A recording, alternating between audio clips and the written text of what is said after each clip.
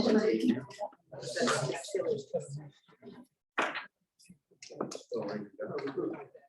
right, council, we might get moving because there's a couple of bit of housekeeping I have to do before we start. So welcome back.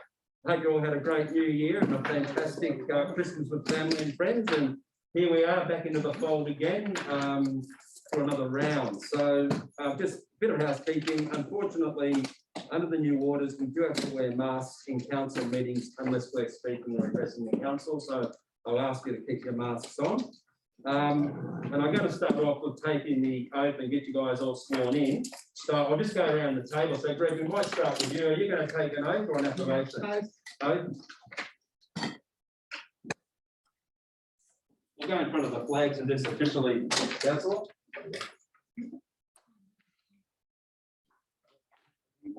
I, Gregory Paul Sawyer, swear that I will undertake the duties of the office of council in the best interest of the people of Tenterfield Shire area, Tenterfield Shire Council, and that I will faithfully and impartially carry out the functions, powers, authorities and discretion vested in me in the Local Government Act of 1993 or any other act to the best of my ability.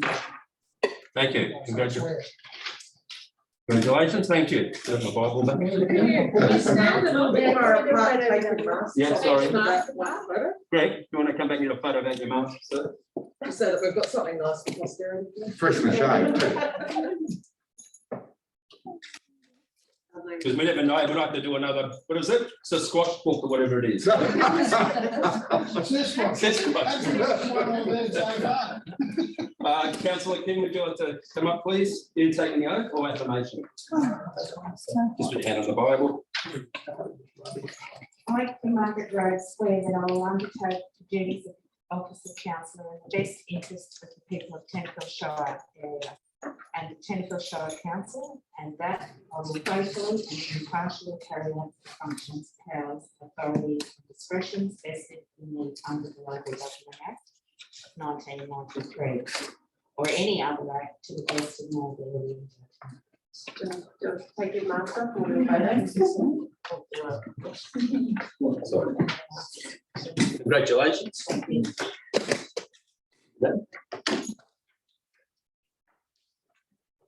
Eddie, oath or affirmation? I,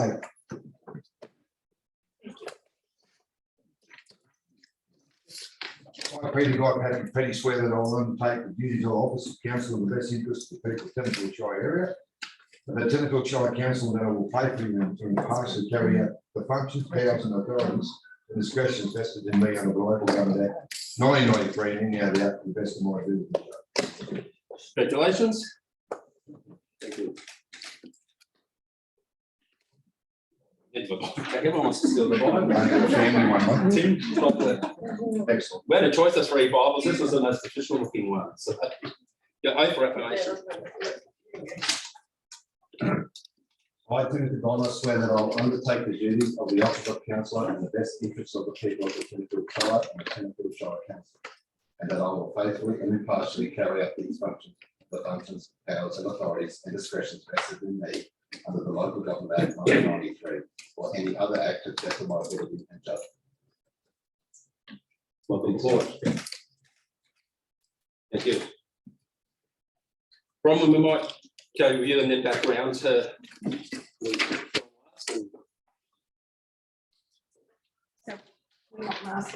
No, you're right for the affirmation. Just speaking. You're doing good.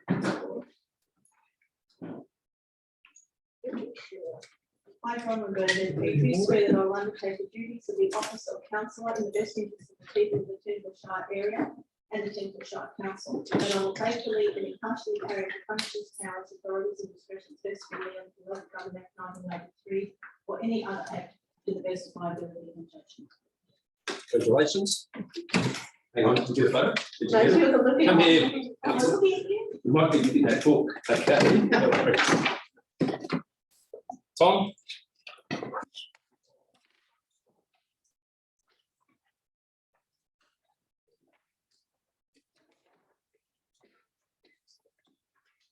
Oath or affirmation, sir? I,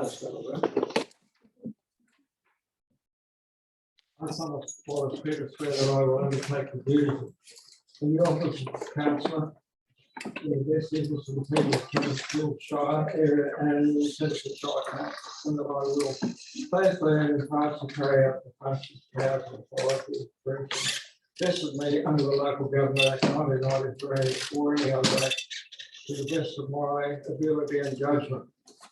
Congratulations, councillor. Thank you, sir.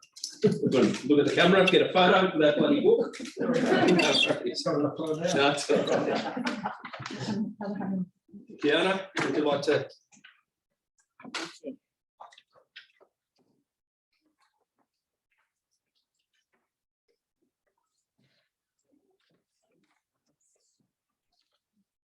Affirmation. Affirmation. Affirmation, then, and don't need the Bible then, Oh, unless it's an okay. oath, so that's fine. Oh, Yeah. okay, then, so I, Janice Pond, solemnly and sincerely declare and affirm that I will undertake the duties of the office of councillor in the best interests of the people of the Tenterfield Shire area and the Tenterfield Shire Council, and that I will faithfully and impartially carry out the functions, powers, authorities, and discretions vested in me under the Local Government Act 1993, or any other act to the best of my ability and judgment. Congratulations, councillor, welcome aboard. Hey, I get that photo, cross posterity. Thank you. Cheers. John, you're up next, sir. Did you get a new flash wash for Christmas? I was just looking at you admiring it. No? No.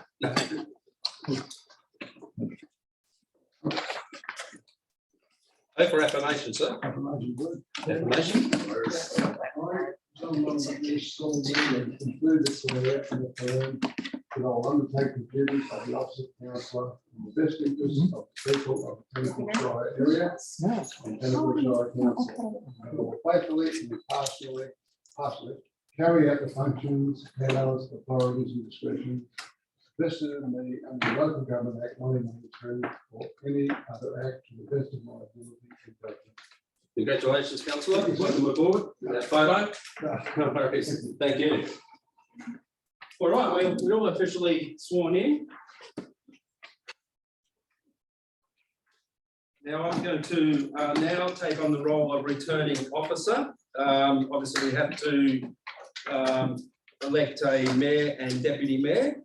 And please bear with me because I'm usually used to a popular elected mayor, so this is a bit new to me. So the first thing I have to no, because okay, yeah. So I need to officially open the meeting.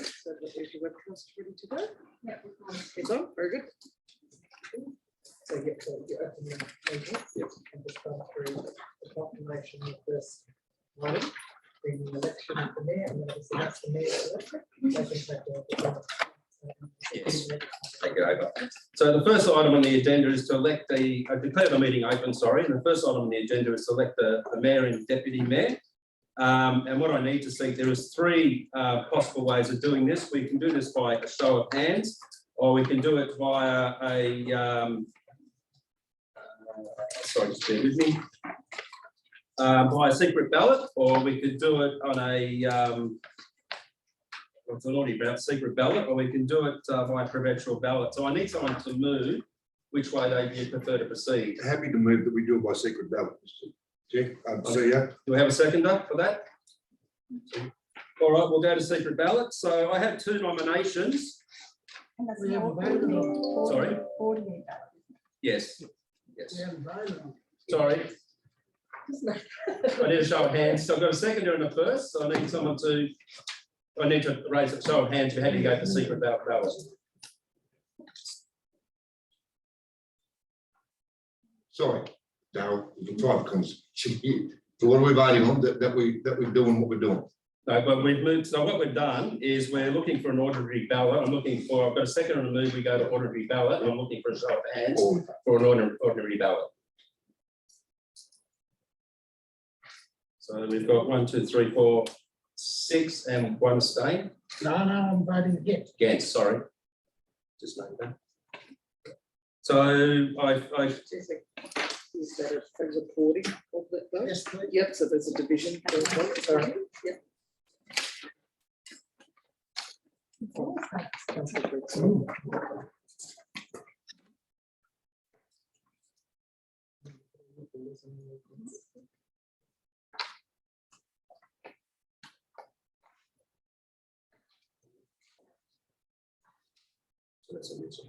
So it's been resolved that the method of the voting for the position of mayor and deputy mayor will be by ordinary ballot.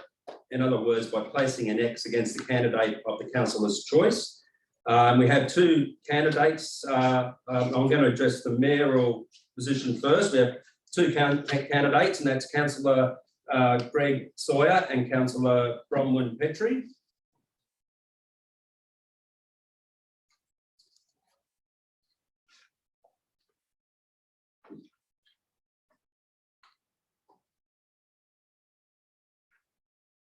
So I need to put both those names in your barrel. And so we can just choose the order on the paper.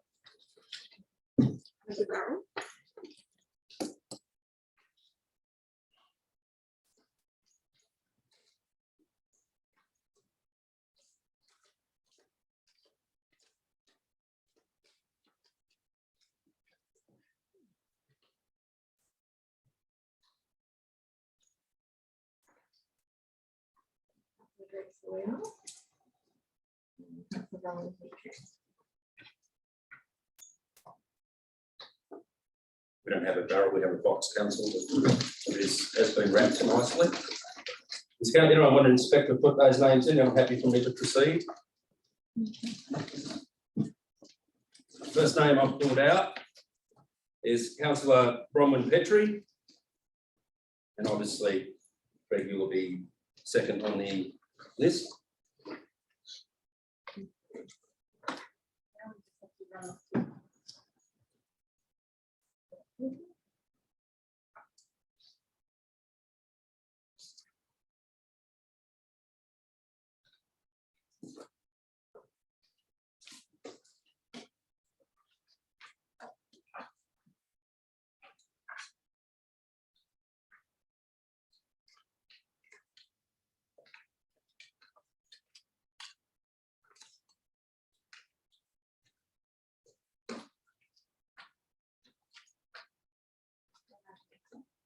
Yeah.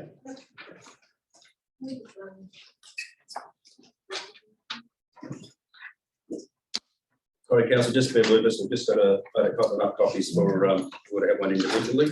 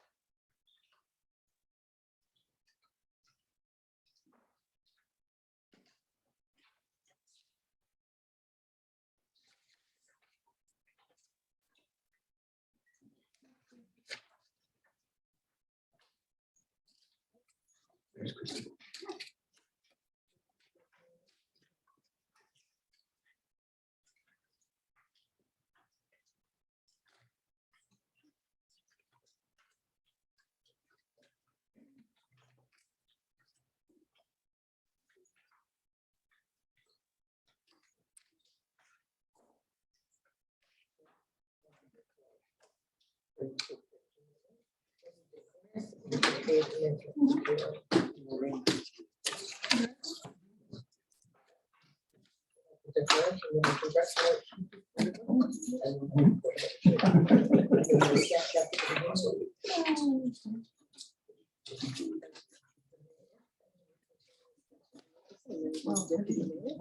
the positions, when you make the declaration, then the mayor takes the seat, and then we start again with the names. Yes, correct, because you might have people who are lying about it.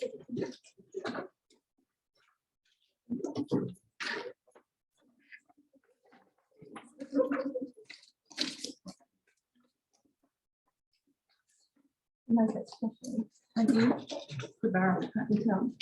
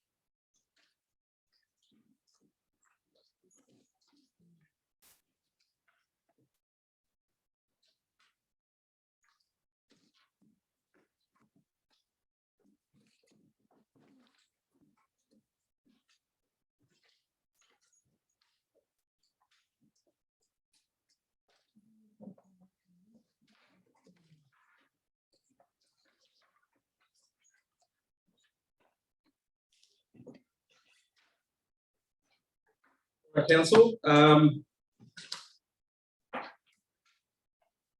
we do have a clear winner, and so I declare the name of the candidate that is elected a mayor for the ensuing 2 years is Councillor Bronwyn Petrie.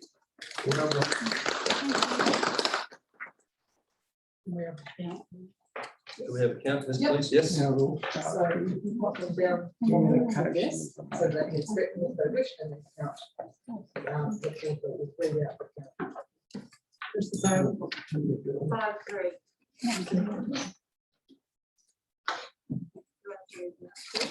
No, that was for them, but as the legal reference section, you should see the marks on the present.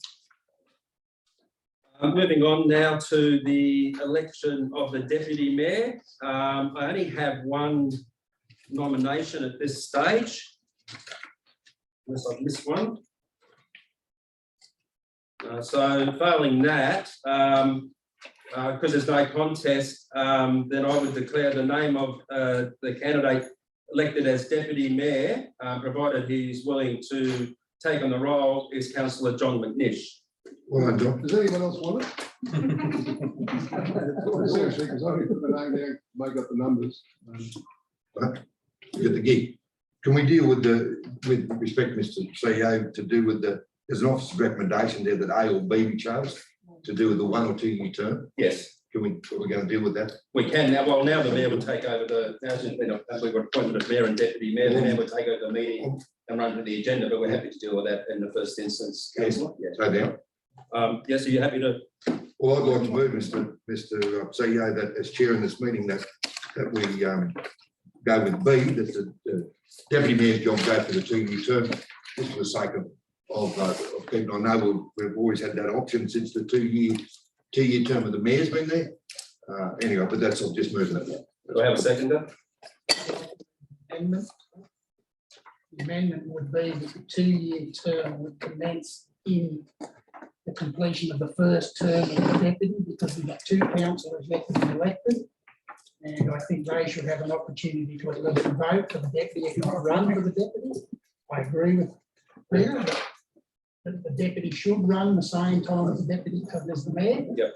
But I think because this is starting, this is a ballot today, I think whoever, Councillor McNish, serve 12 months till January next year, and then the deputy mayor would then be elected for 2 years, which would take them out for this term of council.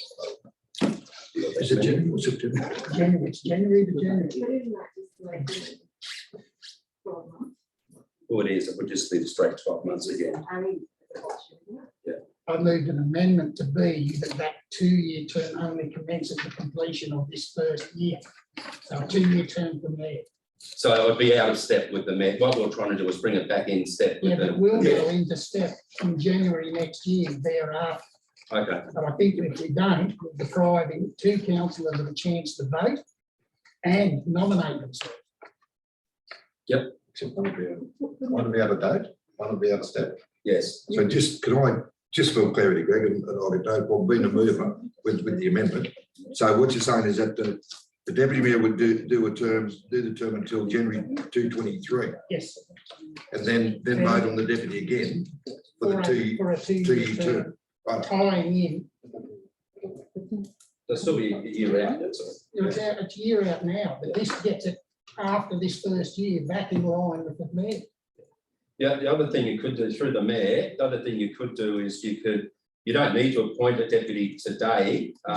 You could move that you wait to the by-election and then appoint a deputy after the by-election and go to the 2-year Deputy term. mayor hosts MCs of the Australia Day event. You need a deputy Well, mayor. that's true. Can I just ask, in that case, as per what Greg is suggesting, and in line with giving the 2 new councillors that chance, why don't we just leave it at one with this, the 8 for this time, this is as a 1-year term and deal with it Okay, again? that cleans it up. No, the- So because of that, the 2 vacancies, so this time just keep it So as that'll 1 work. year. So right, if I change what I'm voting for with what I've moved. We're going to go into So discussion do- now. So so- put a mover. To put A, we're going to do A, because that's exactly what it says. January 22 to January 23. Yeah, but we've gone into discussion. I didn't move in a second to go into discussion. That's all, just to make sure we're on. Right, so you're moving that we go into discussion. Greg seconding. Then the councillor Penny. Sorry. No, now we're going with option A, we're just going to vote on that. It achieves the same. Outcome. That's correct. And so with the amendment, the option A is chosen, and then the recommendation then reads without B. And there's also the declaration of the councillor John McNish as the deputy mayor. Mr. Chair, second, may we have some clarification on these dates, because I think we are going to end up back in September So, sorry, what was the question? on the dates. Yeah. We're going 2 years from January to January. Well, no, we're actually going to do 1 year. We're No, not no, going I to mean, sorry, but we don't have a 4-year term now No. from January. We're going to end up back in the September cycle. That's correct. That's correct. And then what will happen is you'll have a short term, what we did previously, we'll just have go back to council and see that the city mayor, in this case, you, that is extended until the end of the actual term. And then at that point, we're back into the normal cycle. Yeah. So I need to show of hands that we all in favour? Option A? Carried. So that's, congratulations, Deputy Mayor. Or should I say commiseration? On that note, I'll, that's my official duties done. I'll now hand over and let the new mayor, yes, take over the helm. Thank you, council, for your patience. Yes, you can. Well, thank you, everyone. And I just wanted to also thank the councillors and community for their support. It wasn't a light decision at all to stand for here, but we've had very good relations in council today, and I look forward to our current council working collaboratively, cohesively with the exciting opportunities we've got in this current term, but we also have some very, very serious issues to be dealing with, and not least of which is, of course, the bypass, and our number one issue for council is our sustainability. So congratulations to our new councillors, and look forward to meeting with you all. And I very much want to thank Peter and Greg for their past and continuing service to council and the Tenterfield Shire community. Thank you. Okay, the first item of business, therefore, is page 7, which is the recommendation of the minutes of the ordinary council meeting of 24th of November be confirmed as signed as a true record of the proceedings of these meetings. May I have a mover and seconder, please? Moved by councillor Need to go Slide. back to page 4. Yeah. I'll get further to Oh, it. sorry. So that just.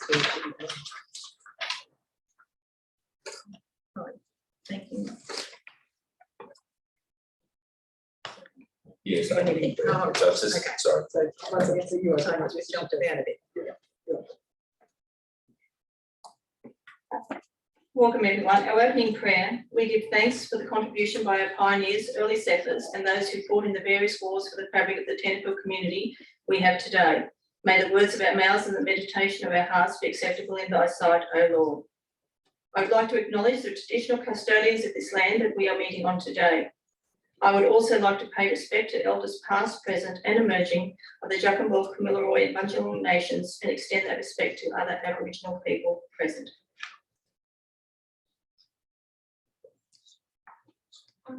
No apologies here today, all present. Thank you. Are there any disclosures and declarations of interest to any of the matters before us today?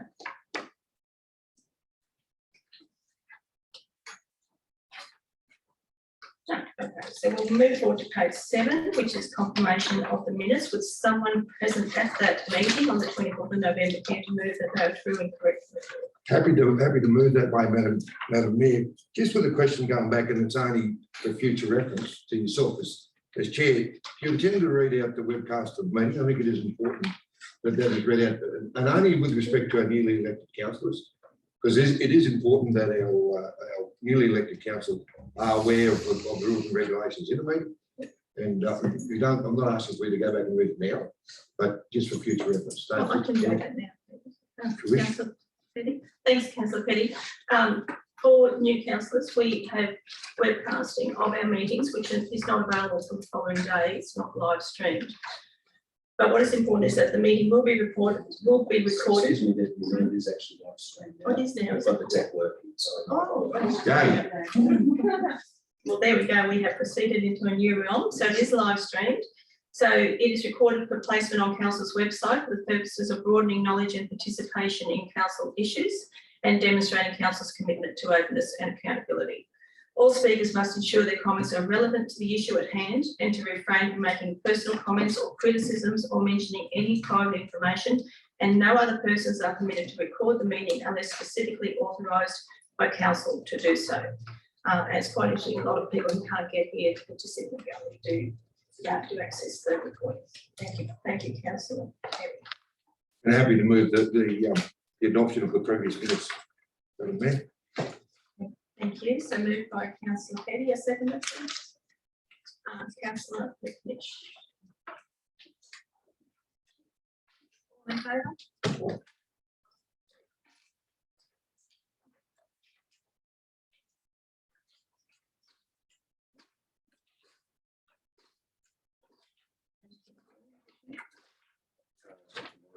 Page 16. We're all rusty. Thank you. That's right. We're just moving back and forth because of the elections. So we'll now move to item GOB 1/22 on page 16, which is the Oh, sorry, it's just just a report there from my office. Basically, just to inform councillors. Oh, sorry, I've done the wrong one as well. Wrong page as well. So page 18. My apologies.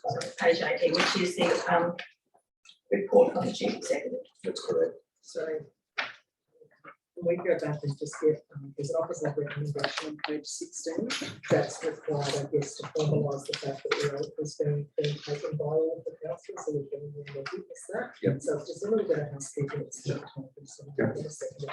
So, Sorry, councillor, yeah, so just as movement second of that, we've done the housekeeping, appointed the mayor, appointed the deputy mayor, and everyone signed the statement and oath of affirmation. So it's just a recognition that we have done that process, yes. All right, if I can have a mover and a seconder that the appropriate actions have taken place with regards to the oath and affirmations for the item GOD 1/22. Mover, please, and seconder. Mover, councillor Councillor Sawyer, and a seconder. Councillor Kim Rains. There you go, you're on the board. All in favour? Aye.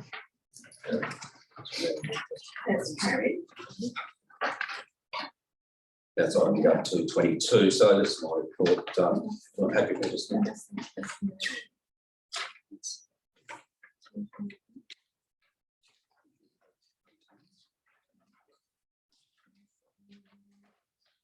Sorry, yes, so I've done that one. So then it's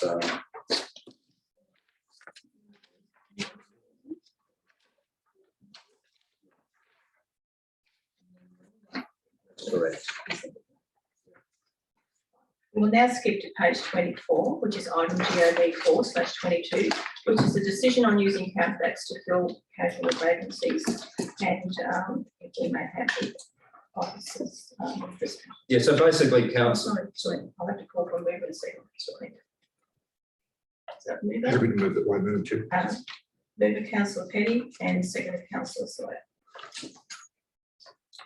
Okay, council, so basically, this is just, there's an opportunity now that if we, in the first 18 months of this particular term, if anyone, for whatever reason, cannot carry out their commitment as a councillor, traditionally, we'd have to go to a by-election, which would cost, obviously, council a large amount of money. The Act has been changed originally, and it's declared that casual vacancies can be filled by a count back of votes.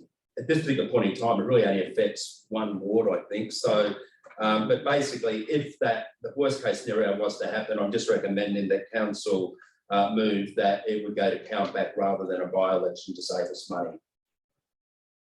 Can we take any questions? Alternative recommendation, Mrs. Mayor. Go ahead, councillor. I've got concerns about this, because normally the person who comes third would probably get a very low amount of votes, therefore would not probably be a popular choice. And my 20-odd year, am I supposed to be? Yeah. You've got to hold it down. And my 20-odd years in this place, there's only been one case, that was the late Councillor John Martin in our last term, who didn't make the 4 years. So I would like to change recommendation to, should a councillor resign or pass away, that a by-election be held. And number 2, that council officers conduct the election rather than the electoral commission.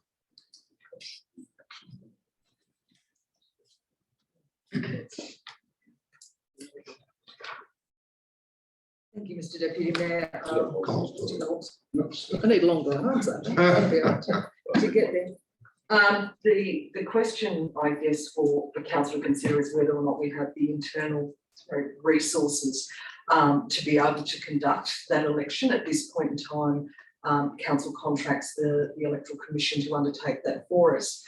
So at this point in time, it's very difficult to ascertain whether or not we would actually have the skill set to be able to run that, given it's a specialised task.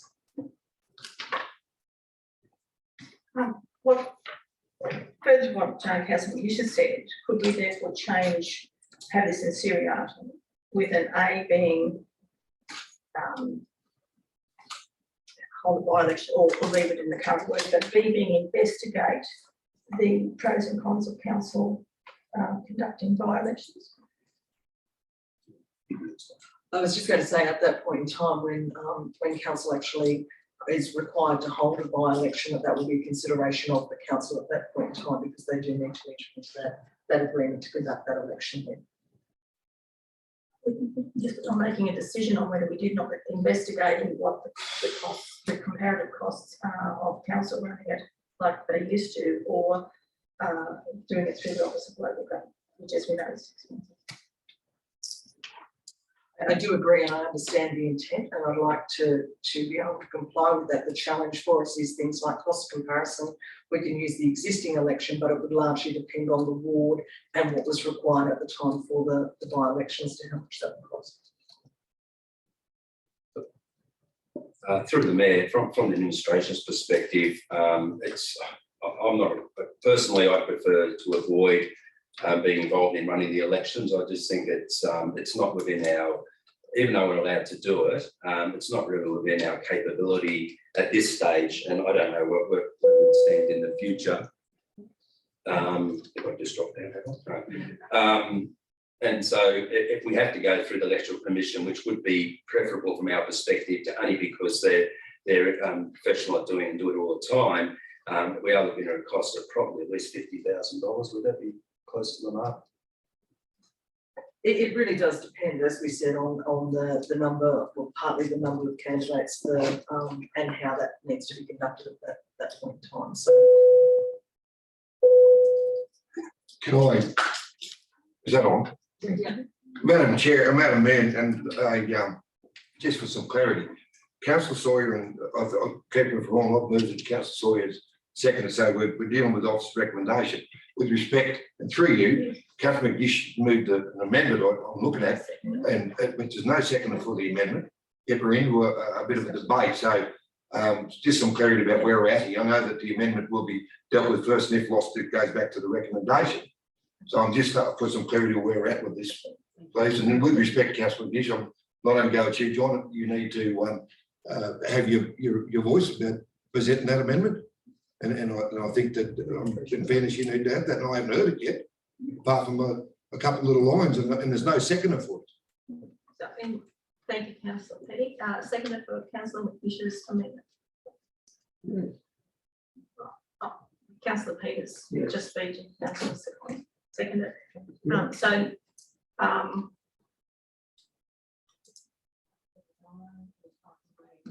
Very specific time period in the term of council. By-election be held. So, The by-election be held, that council should conduct the election.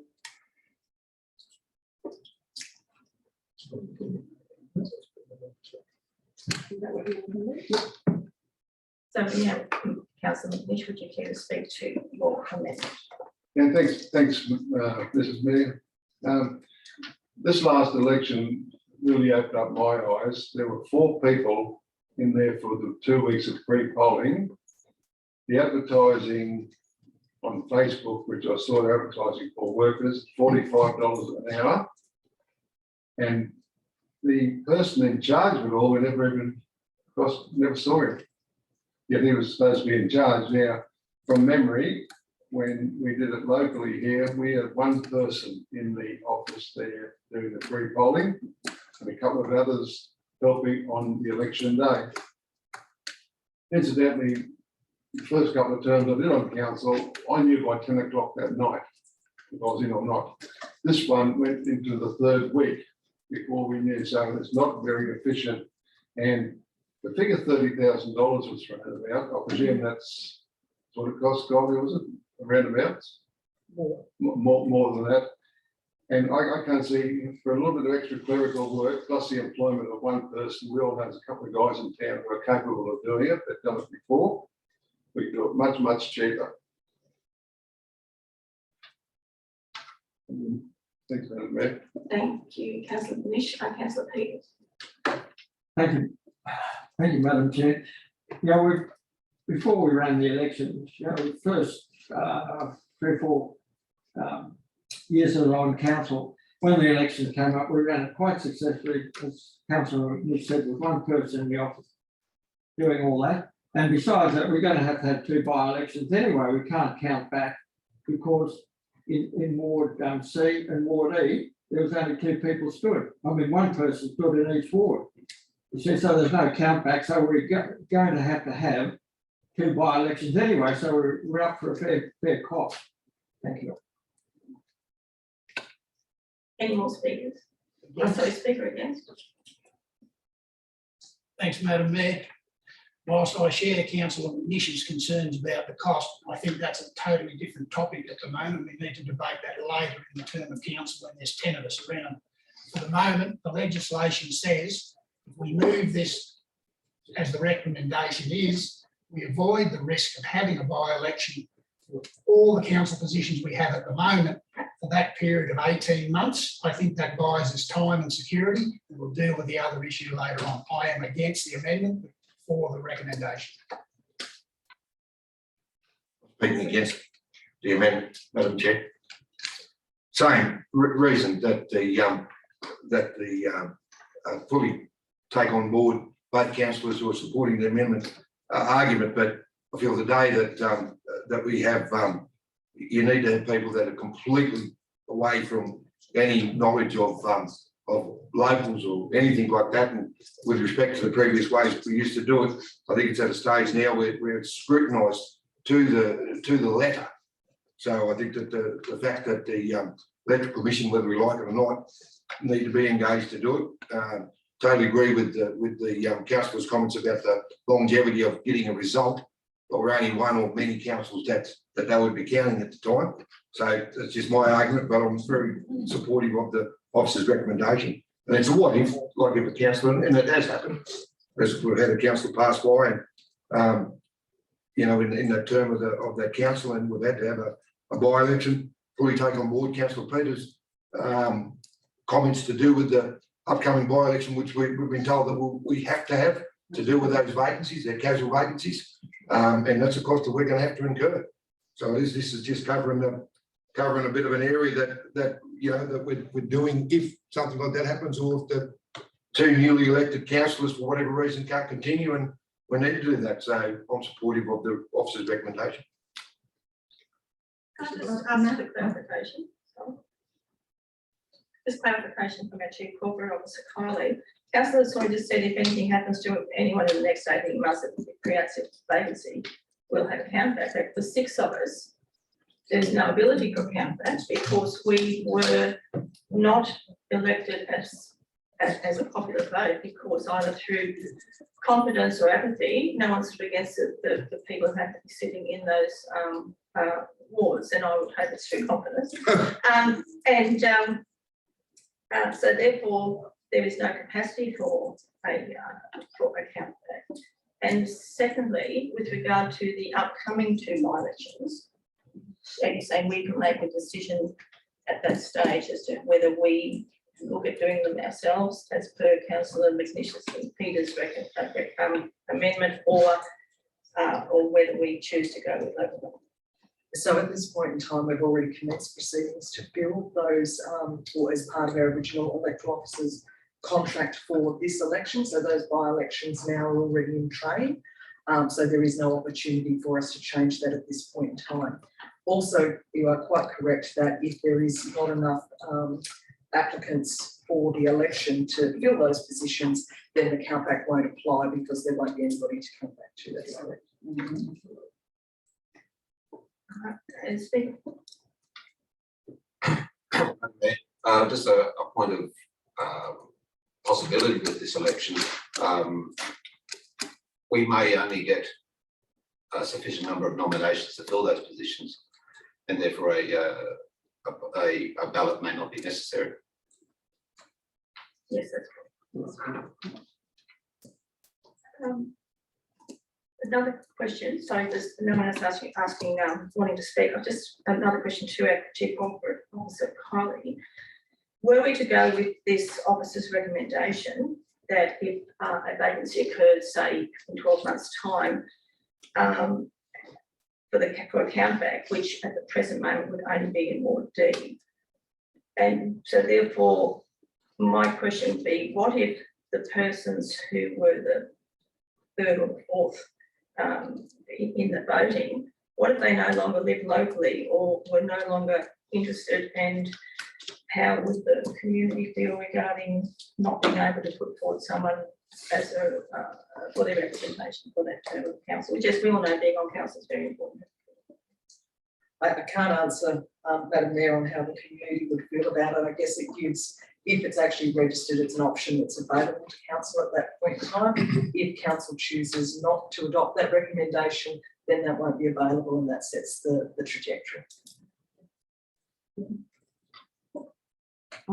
Madam Mayor, I was just wondering, well, I'll have to ask CE here. When I looked into this recommendation, is there a sub-clause? Is there a sub-clause that does recognise that many of our councillors there is no countback possible because there was no one else standing? If we want to pass this motion, I would feel comfortable passing this motion if I knew there was a sub-clause in there that states that a by-election needs to be called and look into the cost of running it ourselves. I think if it's not difficult, I think if you do your risk assessment plan, okay, and you follow the procedure and you make sure the procedure is followed to the letter, I'm sure council could run a by-election in case someone were to resign or we were to lose a member of council. I think we should have a look at if there are sub-clauses, and if there are sub-clauses when we're talking about councils on a reduced budget, because the council's already going to be, as Peter said, going to be looking at the cost for the by-election of the two. And or could instead of the count back, could we as councillors see if there's any way of having an approval or amendment that if one were to, I don't know, if someone were to not be present anymore, if then at that stage we can in some way, I don't know, but I imagine we have a legal department in council or we have access to a legal department. So could we leave this open until we have more information? Madam Mayor, I move that the amendment be put. I second it. Thank you, Councillor Swan. That was actually a question from Councillor Second to the Chief Executive. I will allow the Chief Executive to answer and then put the motion as per the procedural motion of Councillor Swan. Through the Mayor, look, this has really come about because I think the Electoral Commission and that identified that there is a cost to council. So the actual wording is actually their wording, but I guess I will just point you to the part of the report that says it actually must be resolved at the first council meeting. We can't go back later on in the year and resolve it. So it's a do it today situation, or it just goes through to the keeper and remains standard operating procedure as per usual. Thank you, Mayor. Thank you. I'll now put Councillor McNish's amendment that should a councillor resign or pass away, a by-election be held. And should a by-election be held, the council should conduct the election. All in favour? In favour.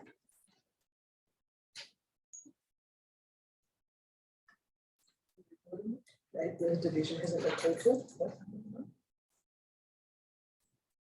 Sorry.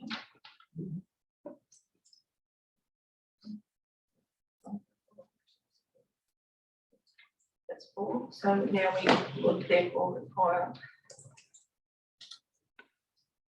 Casting vote. casting vote, Peter. Well, there you go. In that case, the amendment is up and becomes the motion. And now you get another chance. So the motion is, should a councillor resign or pass away, a by-election be held, and should a by-election be held, the council should conduct the election. All in favour?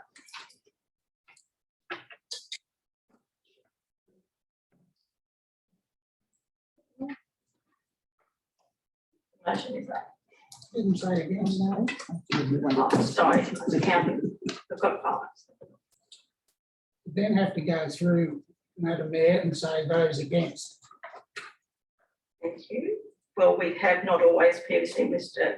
Councillor Sawyer, when the numbers are in the majority. But those against? Would you like the names recorded? Thank you. And have a division, so it's Councillor Sawyer, Betty and Honor are against the motion.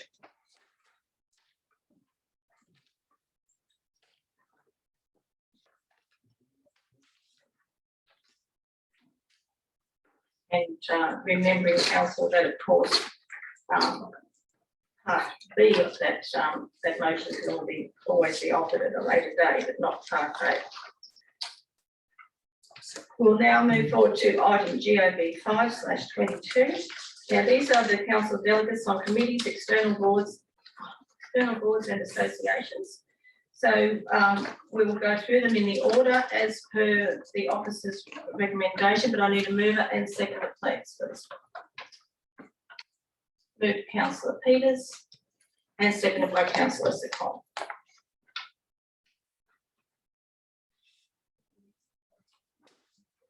Yes, thank you, Madam Mayor. So look, basically, I'm just seeking that council determine the representation on external bodies and specific purpose committees and other associations as listed below for the preceding 9 months. It's really just up to council now to have discussion and identify who wants to sit on, or who the council wants to sit on each committee, and we can just take those names and document them as the representatives.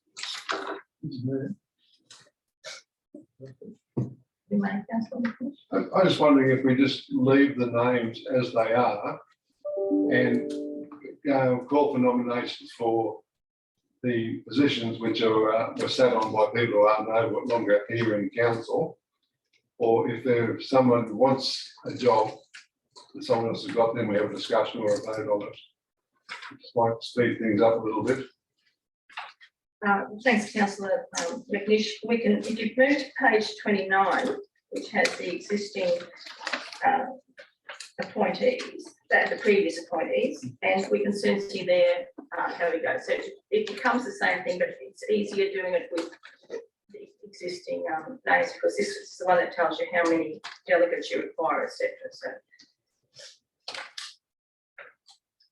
So Audit and Risk Committee, do I have any nominees, please? Only one councillor. No, it's just Madam Mayor.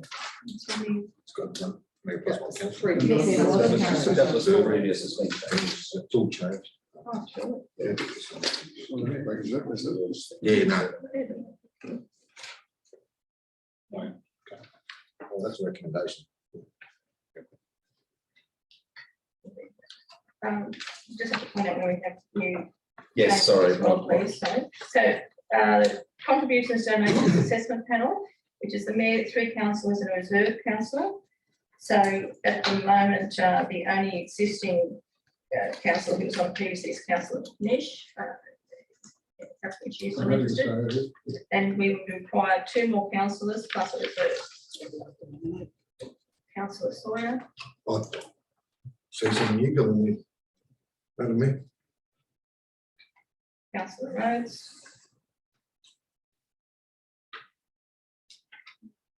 We require 1 more councillor and a reserve. So this, so the contributions and donations assessment panel, that's where we determine where allocations are given to community groups, etc. for Councillor Secon, there's our 3, and we have a reserve councillor. Councillor Ballot. Just a point of order there, Madam Mayor. Can I just check? We've got the mayor, we've got the mayor, John McNish. Then we've got Greg Sawyer, Kim Rhodes, and then we've got Councillor Secon as the reserve.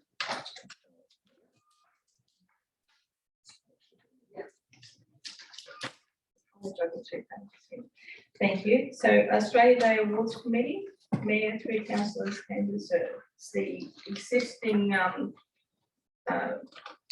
previous makeup, Councillor McNish and Councillor Sawyer were serving on that. Are they still interested in Australia Day? Which would, is anyone else chomping at the bit to be involved in the Australia Day Awards Committee? Yeah, happy to go on there, Madam Chair. Madam Mayor, sorry.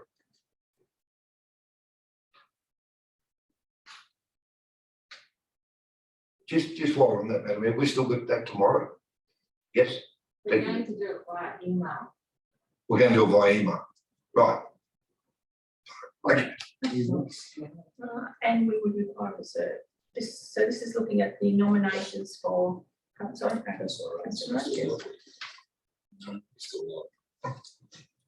This one, I haven't finished. It's all good. Thanks for that. You're right there, Peter, so Yeah. it's happening tomorrow by email. Henry Parks Memorial School of Arts. So we require one councillor for the Henry Parks Memorial School of Arts Joint Management Committee, which I believe meets annually. Or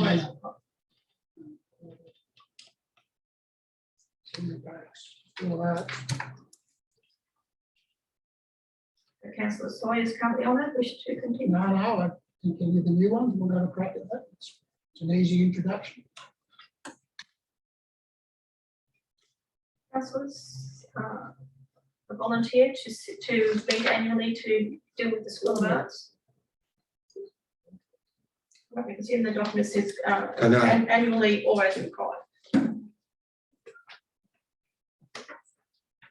Councillor Rowe.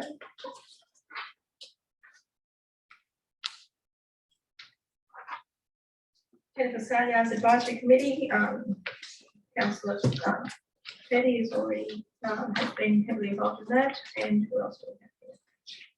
Yeah, Madam Mayor, you had Councillor Ford and Councillor Petrie, Michael, so they no longer with council, but I'm happy to stay on there if that's okay. Excellent, thank you, Councillor Betty. I hope that Councillor Warren wishes to come on. Is that going to excite you to come on and say, I'll be happy to give it a try. Very good, thank you. Fantastic. Aboriginal Advisory Committee, I've been previously on that, but will now be there as mayor. I'd actually like to. I'm happy to do that one. Councillor Simple.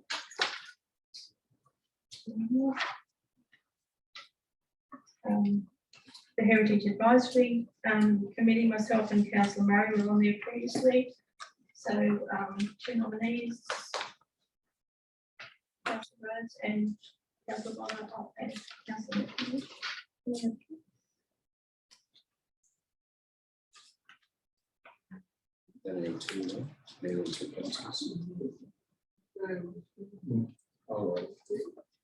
I'm going to step back, but I'm keen, but I'm happy to step back for some. Thanks. So that's Mayor, Councillor Rhodes, Councillor Ballot. That's with Heritage. For Heritage Advisory, Councillor Betty. The Disability Inclusion and Access Advisory Committee, we require one councillor and an alternate to the council.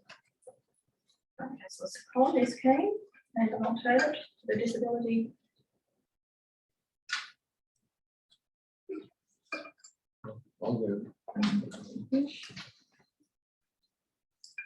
Just to can I ask a question, Madam Mayor, to do with that committee.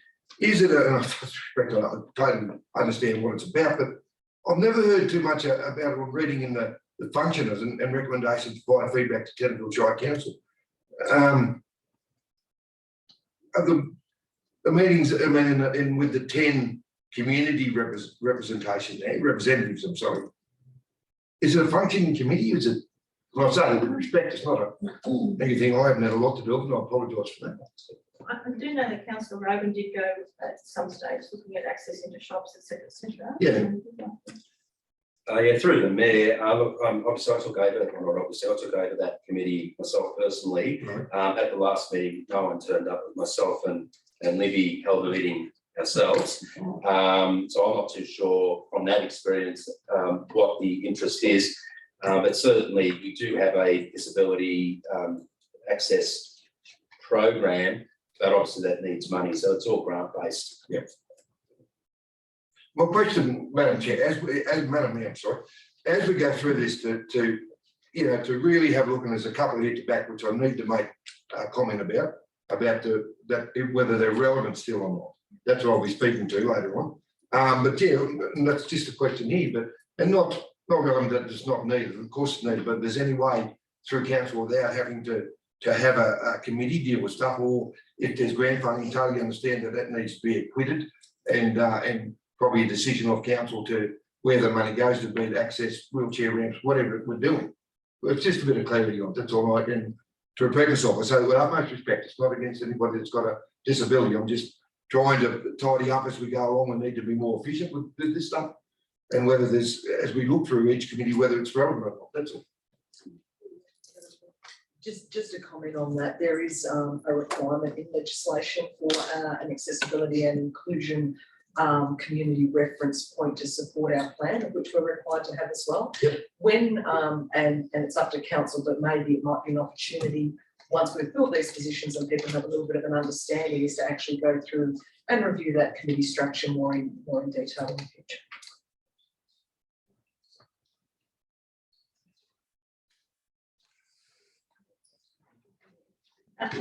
Thanks, Councillor Petty. A very valid point, and as the Chief Executive just said, we need to sit down, look at some of the structures with some of these committees and the makeup, and see what we can do to revitalise some of the committees, and perhaps even combine, or some may actually need separating. But you know, we need to have a good look at it. Yeah, with regard to the separate councillor Rose. My question is, how often does this committee meet? Because there's people on that list that haven't lived in town for years.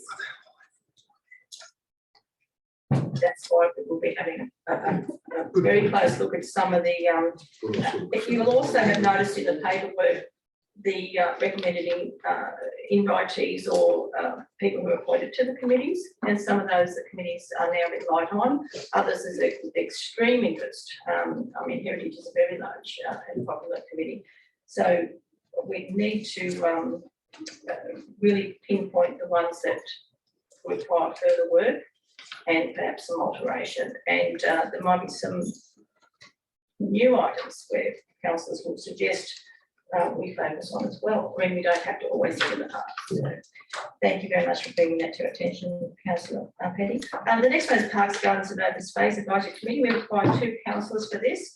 The current, I think we've got the current councillor Sawyer. Are you still keen on that? No, I'm happy if some of you want to crack that. Secretary. Councillor Sawyer was responsible for our lighting in the main street, our lights on the trees.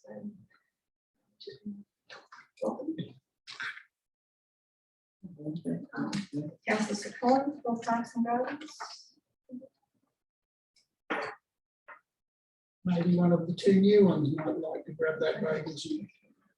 Well, so in the interim, I can fill in until we get down to 2 new.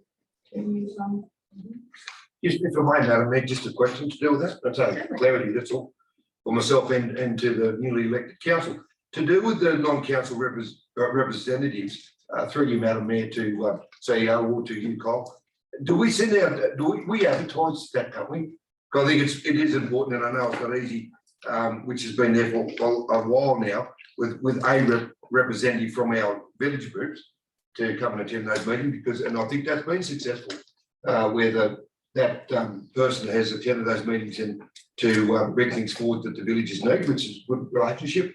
And it's just a question, is that an advertised thing, do we? I've got in my head we did, I don't know. At the start of every term of a council. Through you, Madam Mayor, it has been ongoing to try and fill those positions that are already there, and we've advertised for various committees where community representation is available several times at this point in time. I don't believe that we've got a specific structure except for where a committee, and we talked about some of those legislative ones, actually have specific requirements for the turnover of the membership, where the representative committees council has been very proactive, I guess, in trying to provide as many opportunities for anybody to actually attend those as they wish, and have actually accepted members that have been referred there from other members of those committees as well. Thank you. Thanks, Councillor Petty. You brought up a really good item as well. The fact is, it's going to be, people are going to take on more of a load because we are missing 2 councillors for some months, and but be aware that when we do get those appointees, they have really firming commitments in certain areas, and hopefully we'll all be flexible to ensure that they also have inclusion in committee representation. The next one is Arts and Culture Advisory Committee. So for arts and. Sorry, Madam Mayor, do we fill the vacancies with our councillors? Was this question probably on? Oh, well, Shy newly elected councillor? Now, shiny elected councillor Bonner, yes, councillor Secon, and we had no one else, so I said, well, I can attend, Yes. unless you would like to do councillor. I'm happy to sit on that until the new councillors are duly elected in the by-election. Thank you. Well done. So noted, well done, councillor Bonner. Arts and Culture Advisory Committee. We require 2 councillors for that. Councillor Rhodes and councillor Secon.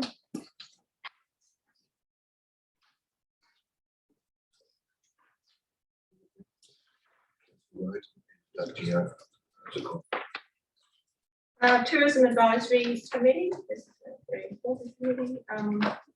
Councillor Bonner is keen to have a go at that one. Another councillor, Councillor Rhodes. Youth Advisory, currently Councillor Sawyer and myself, we're sitting on that. So Councillor Gregg, are you still happy to be involved with the youth? Yes, thanks, Madam Mayor. Absolutely. So Councillor Sawyer, I'm going to require one more person. Yeah, I'm happy to. If, oh, sorry, no, go. No, you go, Jan. It sits right in your corner. Go, yeah. Very good.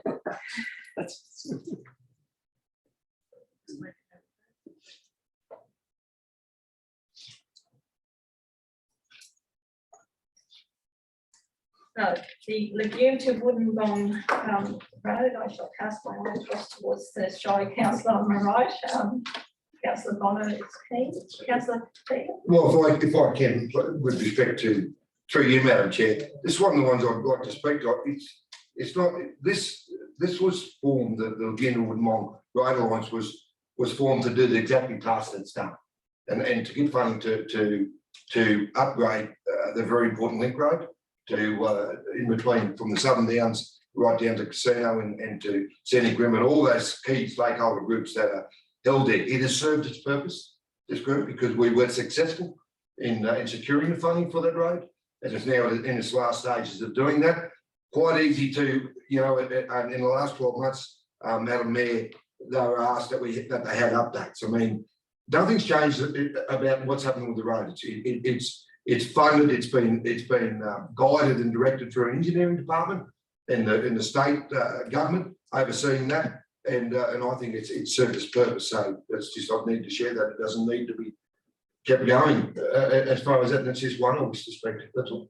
So that's your recommendation to withdraw that. But we don't need if and it's quite easy, Madam Mayor, that if the locals up there wish to have an update, it's quite easy to call them in. We have called them in with our federal member and our state member there.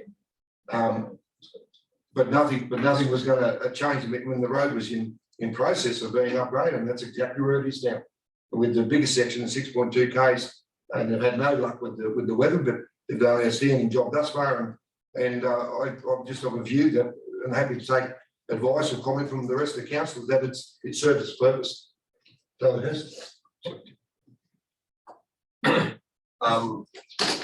Sorry, could that then go in with the Bruxner Joint Committee and make a body for all of our roads? Well, if I may, through you, Madam Chair, Madam Mayor, Councillor Secon, the very thing I wish to speak to is that's what was formed. So this one and the Bruxner Way, I wish to speak to the Bruxner Way group also. Disappointed where it's at, but I'll speak of that. But it's two different things. This was formed to secure funding to get this done, and we secured $30 million to get that done, but not without the help of our neighbouring councils, Queensland and New South Wales. And that's that won't ever be forgotten. The Bruxner Way is the same thing, so it is, but it's a totally different thing. Why? They're both council roads. Yep, but we're dealing with three different. Through you, Madam Mayor, we're dealing with three different councils. Like we share the Bruxner Way with Inverell and Wider and Moree, where we share this road here with all those councils that have been mentioned there, and with the lobby groups that were happy to be involved with the work that was done to secure that funding. That's all. And no problems if you wish to do something there, but I'm just of the view that this has done its job. It's good. No, that's why I'm saying if we want to reduce an extra committee, why don't we form a committee then that would take in both the Bruxner at Mount Lindsay and the legume to Wollongong, and that way there's always someone who will be accountable. And if there's any problems down the track, we'll be able to find, paperwork and a paper trail. I wouldn't abolish it at all, I wouldn't remove it at all. I think we need to have maybe one new committee that embodies all of that. I don't know, I haven't seen all the others done. Well, if I could, and I'll once again through you, Madam Mayor, after comment or advice from our CEO or Kylie, Councillor Secon, the Roads and Traffic Committee is probably an area where a lot of that sits. So it does, and it's a very active committee, and at times, and I'm not proud of it, but very, very slow with having any wins, but it's not a lot of our fault sometimes, again with government, with this, especially with our highway. But maybe that's what you're referring to, because all those, anything to do with a road and I dealt with one the other day, a resident here in town about the highway. Well, he's sending correspondence, which we tabled at that Roads and Traffic Committee meeting, because then that will come to council. Anyway, but I'll just. Councillor Secon, it's a geographic thing, so for that committee, people who live within that area and councils that border that area, as Councillor Petty has said, they were involved in that committee, and it has nearly has been a fantastic thing to have that vote done.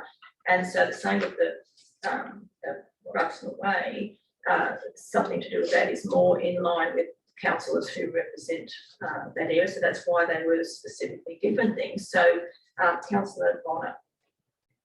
Yeah, I want to just speak to the point that through you, Madam Mayor, that the Lagoon to Wollongong section of the Manlancy Road is still no gem. I think there's a lot of work has been done, and it's been amazing what has been achieved.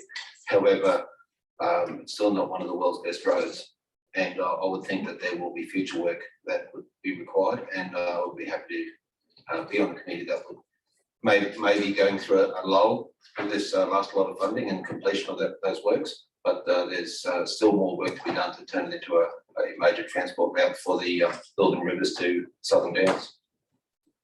Thank you for that local input, Councillor Bonner. So on that matter, we did previously have a road tour for councillors. We only ever got to part of the Shire, but so with your advice, perhaps we should leave that committee sit as is, and we do our road tour of so everyone can be familiar with what is actually happening and meeting people throughout the Shire, and we can come back to deliberations on the validity of maintaining some committees as opposed to others. Country Mayor's spoken for. So us Northwest, what's happening? I'm sorry, Madam Mayor. Right, with all that, so we're going to leave it so he's going. We'll leave it. So you're not going to appoint anyone? Yes. Right, okay, good. Sorry, we already had him down. No, thank you. Madam Mayor, Yes, yes. can I point something out? As far as I know, correct me if I'm wrong, the state government was going to take the books away back after 4 years. And that was a couple of years ago, so it should only have a couple more years to run. Right? Am I right in saying that? Can we speak to that when we do it, Madam Mayor? And I apologise, Councillor Peters. I got a bit to say on that when we get to it. If is that all right? Yeah, cool. Yeah, thank you. Yeah, so that's down towards the end of the page. That's what they do. Arts Northwest, it has a name there. James?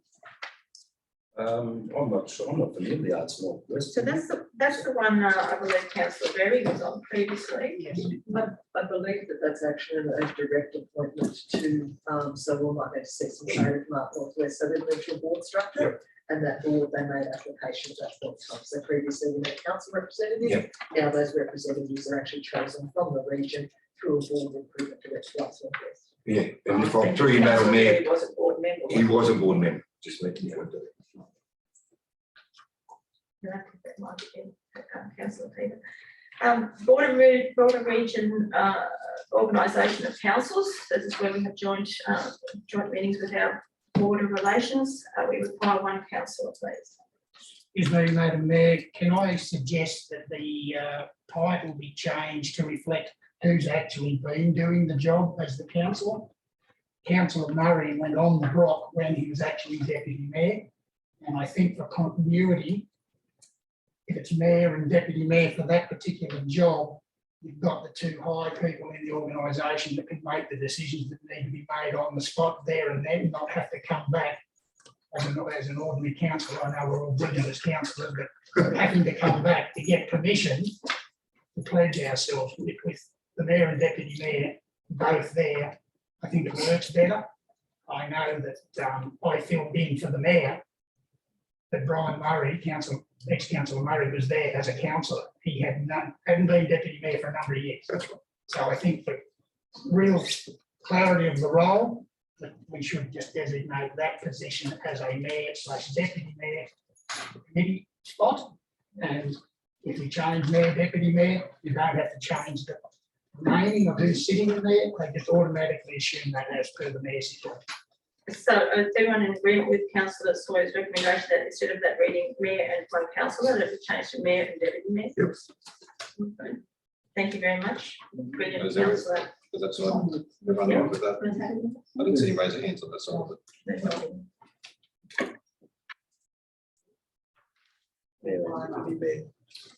I know both. Northern Inland Regional Waste, which is mayor and one councillor. So Can I just speak to this, Madam Mayor? absolutely, councillor. And I'm after a bit of clarity through you, Mr. Say, I will call when she comes back. This has got a bit of history. I mean, the inland, Northern Inland Regional Waste is a great group, but not that many years ago, time gets away, but I attended and was asked what I was actually doing there, because I viewed that it was only for, and our manager of our waste and water, Gillian, does represent us on that thing. There wasn't a sort of a thing for councils, and it was a really strange bit of meeting actually, because I just went and sat outside, and it was, yeah, the strange one. Do a great job, but that's the only time I ever went, and we went all the way to Gunnedah, Bob and I, to attend that, and they were asked why we're actually there. So it was, yeah, I'm not after Perry, I'm happy that Gillian does our job there. It was more of what I'm trying to say is more of an operational thing, rather than the councillors being involved with it. Through Madam Mayor, but that's correct. Those things are basically operational. It's a group of engineers getting together and talking about managing waste. They're not political meetings at all. And I don't know why council was decided to represent themselves on there, because your officer is there as your face from a technical officer's perspective. So in relation to that, is everyone happy that one is deleted from the book? Not deleted. Well, it is, but just so I was aware that we're represented there by our manager of water and waste. That's, I hope I'm right there, because I just won't forget that day after many miles. Sorry. Through you, Madam Mayor, just perhaps a point of clarity. These external boards, committees and organisations have their own charter, and they actually request the membership. So we can choose to participate or not, but obviously we just can't change the setup or the makeup. We can certainly put through a request if council feels strongly for them to consider an amendment to their charter or their course, but as I said, at this point in time, it's governed by their own requirements. So therefore, our position on there was because we were invited, and yet when invited, councillor Peggy spends time outside. Excuse me, Madam Mayor, I've just completed my cert for environmental management and sustainability.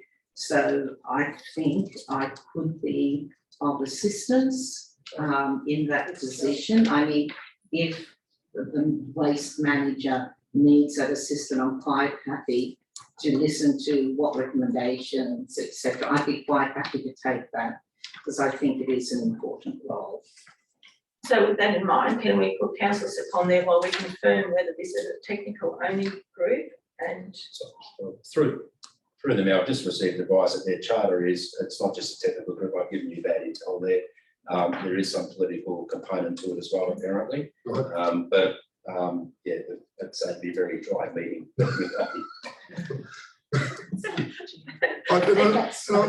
Through you, Madam, I say that with respect, it was the only time we went out there, we thought we were doing the right thing, but we weren't viewed that we should have been there, and I really mean that. Yeah. And we just done our own thing, so. Anyway. Yeah, thank you very much for that. And that's something that we need to see. If that happens again, then obviously there needs to be some changes made to that particular invitation. So thank you. So Councillor Secon has put a hand up for that one, especially with the qualifications.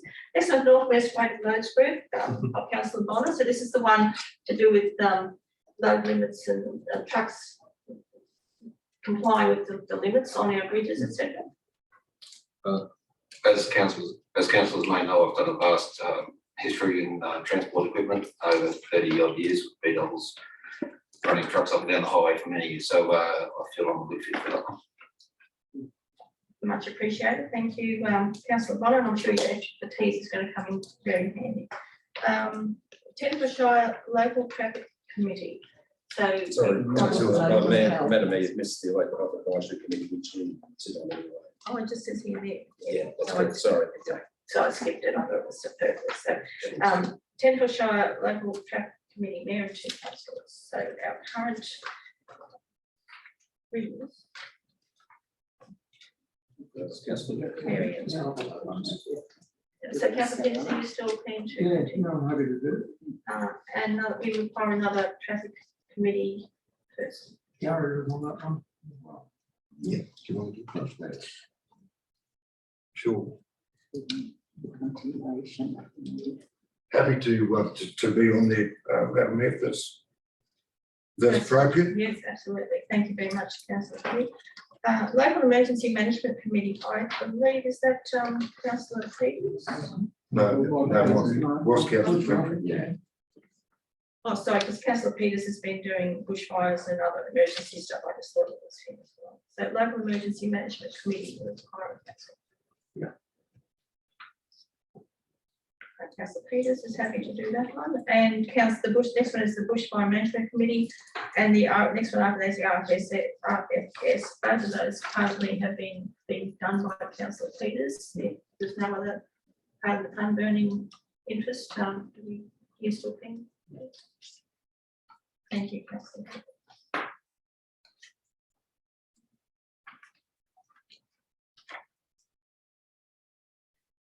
The Tenterfield liquor report.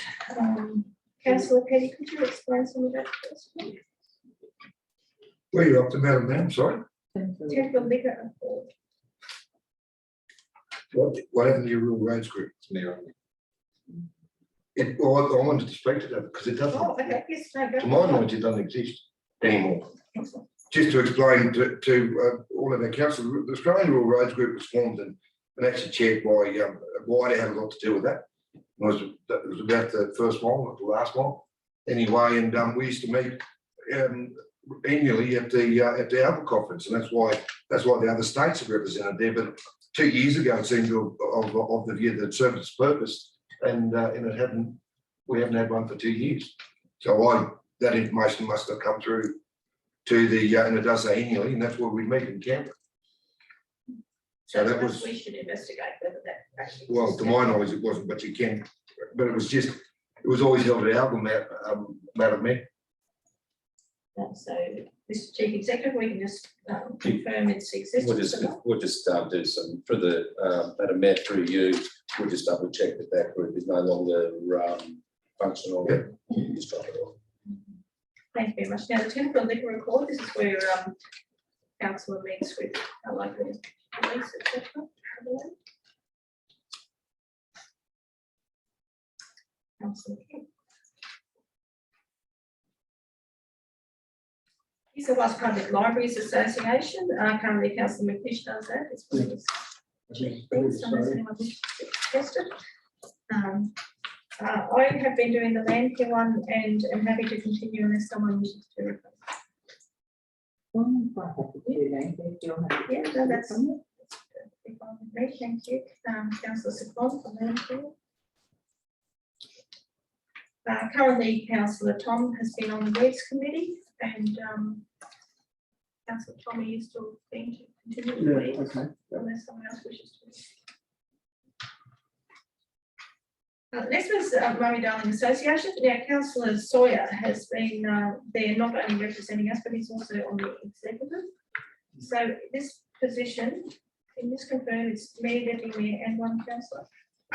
Yeah. So, If I may, Madam Mayor, I don't see the need to have the mayor, deputy mayor, and one councillor. So I think we'll drop back to the mayor and deputy mayor only. I think.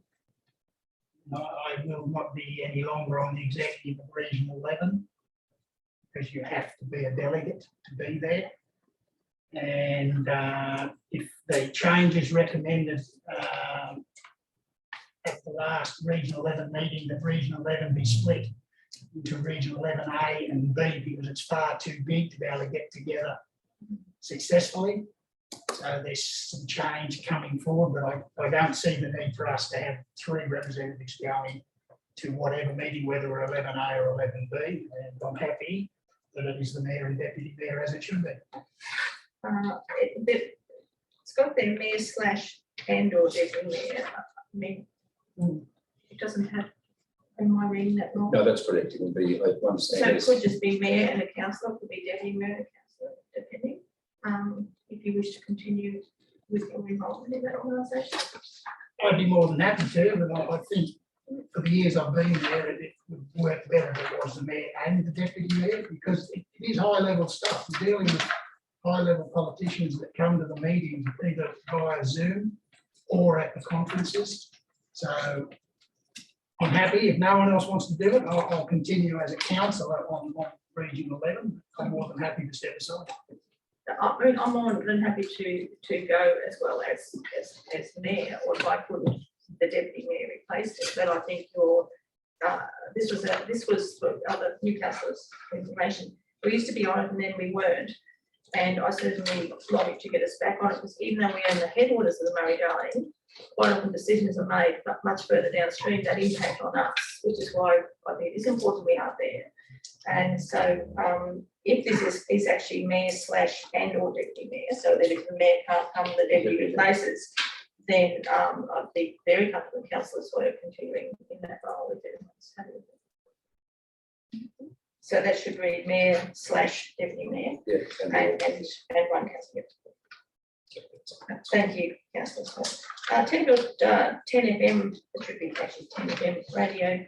Association, one councillor, Councillor Peters, has been very involved, and new councillors will be really lucky we've been able to get new studio built there with council grant funding for training. No, Great if to hear. nobody else wants it.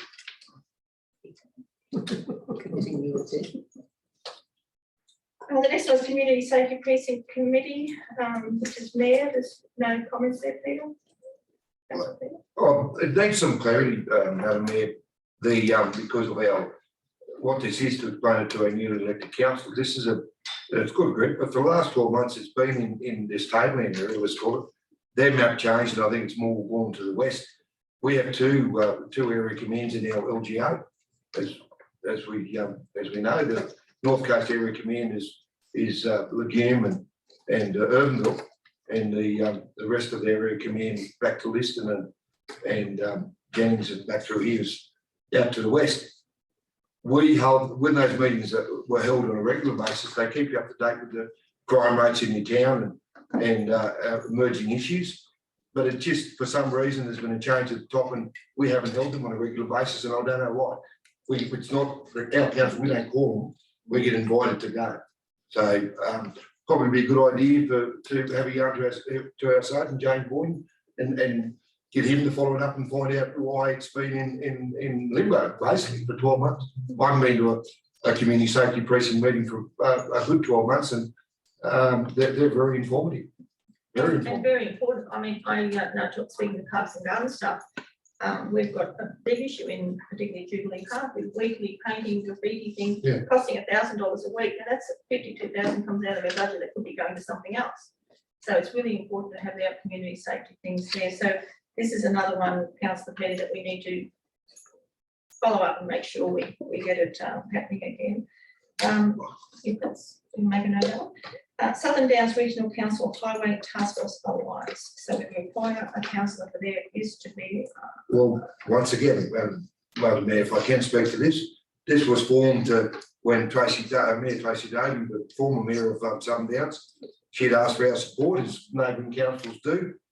We went and met with federal member David Littleproud while at the Albert conference to pursue funding for the highway we share. So that funding has been successful in many ways to the upgrade of their highway from Ballindine to Glen Applen or nearly into Stanthorpe. They were pursuing funding for the roundabout at Stanthorpe, all those things which we, as a neighbouring council, we support. So that's why it was set up, and it's been, once again, it's been successful in funding, but it's mainly to do with the New England Highway, which we share. So that's what we're set up for. And also they were very supportive of our pursuing of the funding to which we have going for the bypass. But it wasn't like we had just not always, or we didn't have regular meetings. It was just something that as an alliance that we were happy to be in an alliance to help them with their funding, and they were with us. Yeah, and that's just meeting as required or supporting correspondence, etc., isn't it? Yeah. So, councillor, for that one. Southern Downs. I'm passing my eyes at councillor Ballot. Okay. So councillor Ballot, simply, with geography, that AMO does that up against. Yes. Yeah. Now, Drugs and Wage Job Committee, councillor Peter, you do want to speak to that? Yeah.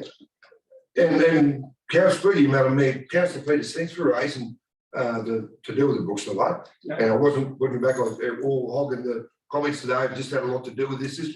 This Brooks and Way Joint Committee was formed through the Brock organisation, and with our neighbouring councils to pursue funding to get the Brooks and Way back as a highway, which it should be. But the current state government, before the last state election, they made a statement or a commitment to take back over 15,000 kilometres of roads. So that's what we pursued this. That to this date, and I'll stand corrected here today, they've only done anything about 400 kilometres. So they've got a long way to go. Our state member, Janelle Saffron, has been very active in asking that question. What are they doing about this? But once again, it's one of those things. We've done a lot of work through Rock to send applications and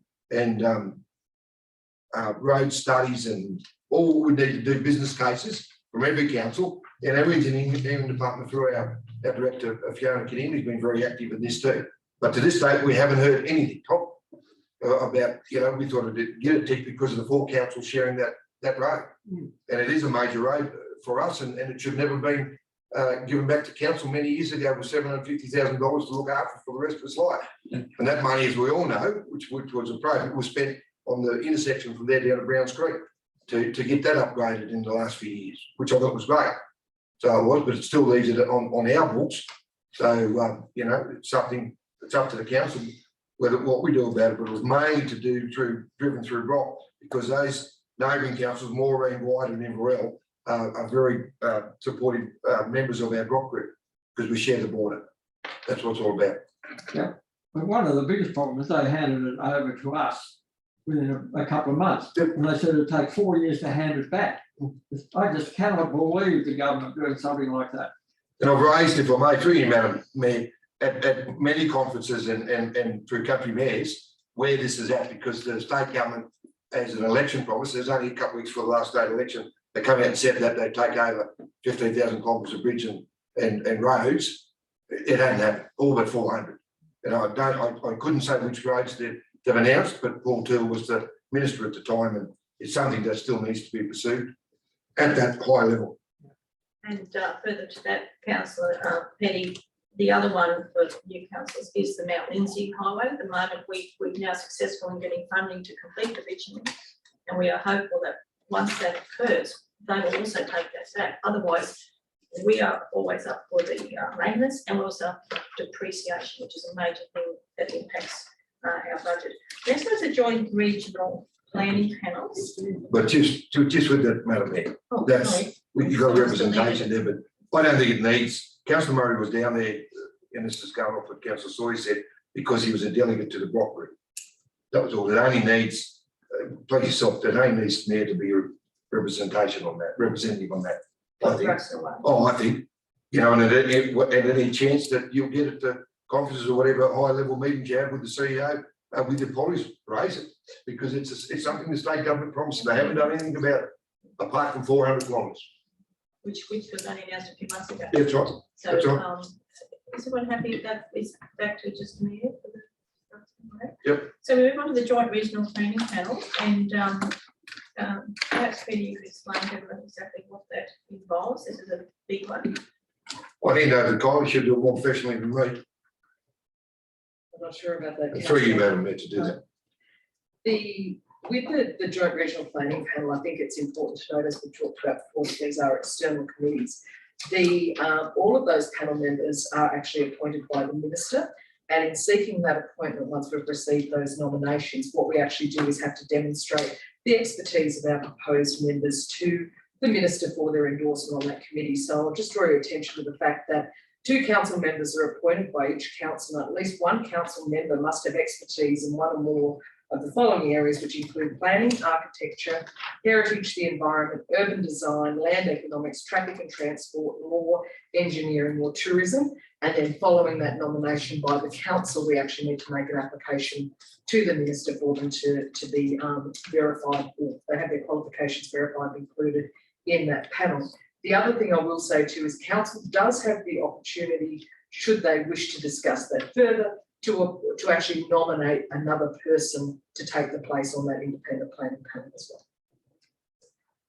Thank you, Kylie. So therefore, it's not mayor, deputy, and a council. It has to just be 2 people with certain qualifications, or is it mayor and deputy and an alternate?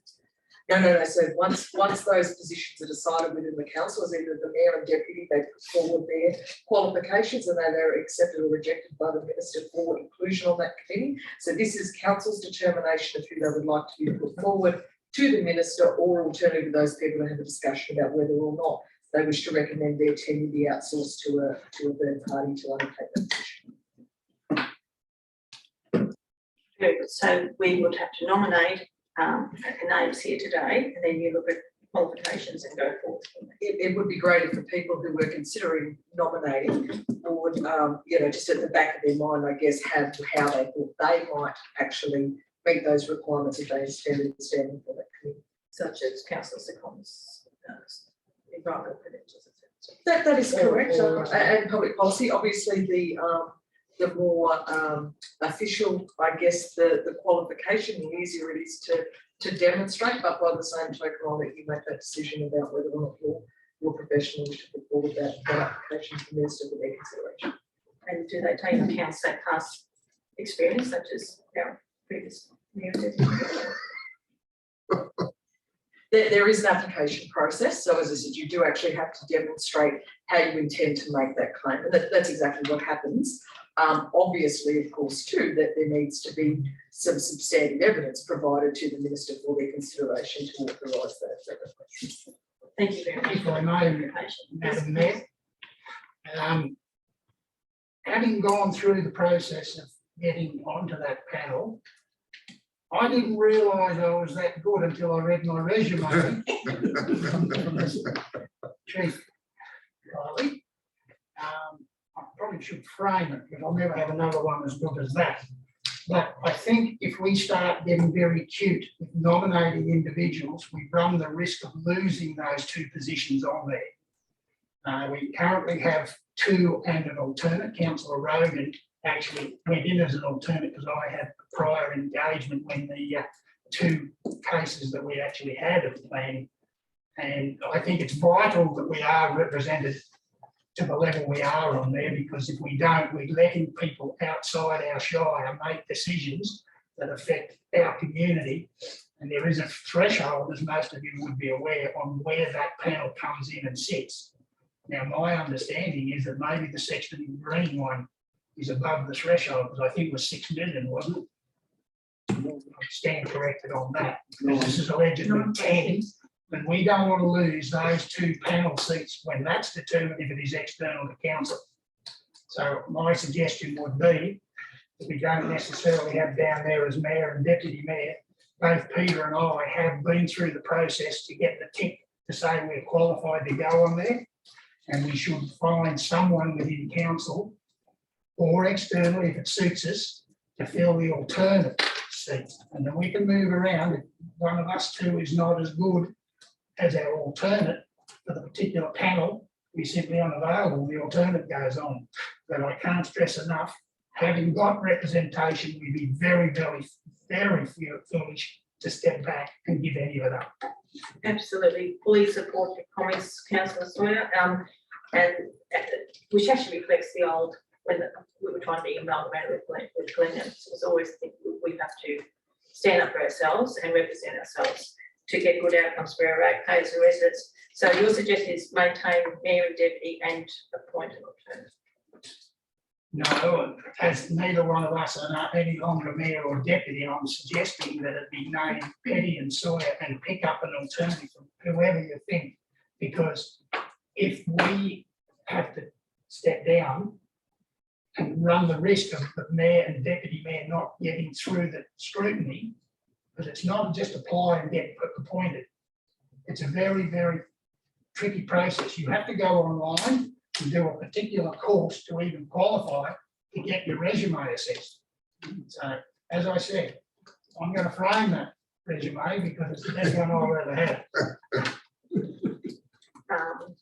Can we get some advice from yourself? I mean, I know I've got a long background in natural resource management, but Look, at the end of the day, not entering into conversation about who, why, or where, it's fine to, as I said, have to certainly put up another person at the council, be that the mayor or any other designated councillor, for assessment. Should you wish to change, that there is no reason that council can't change the makeup of that committee to be 2 councillors and the mayor upon successful completion of the requirements, or nominate any other person that they actually wish to take on that position. So it's really up to the council to determine.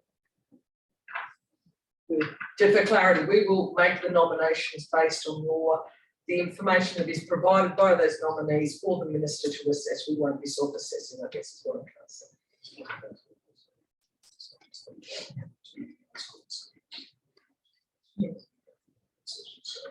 yeah, and next time.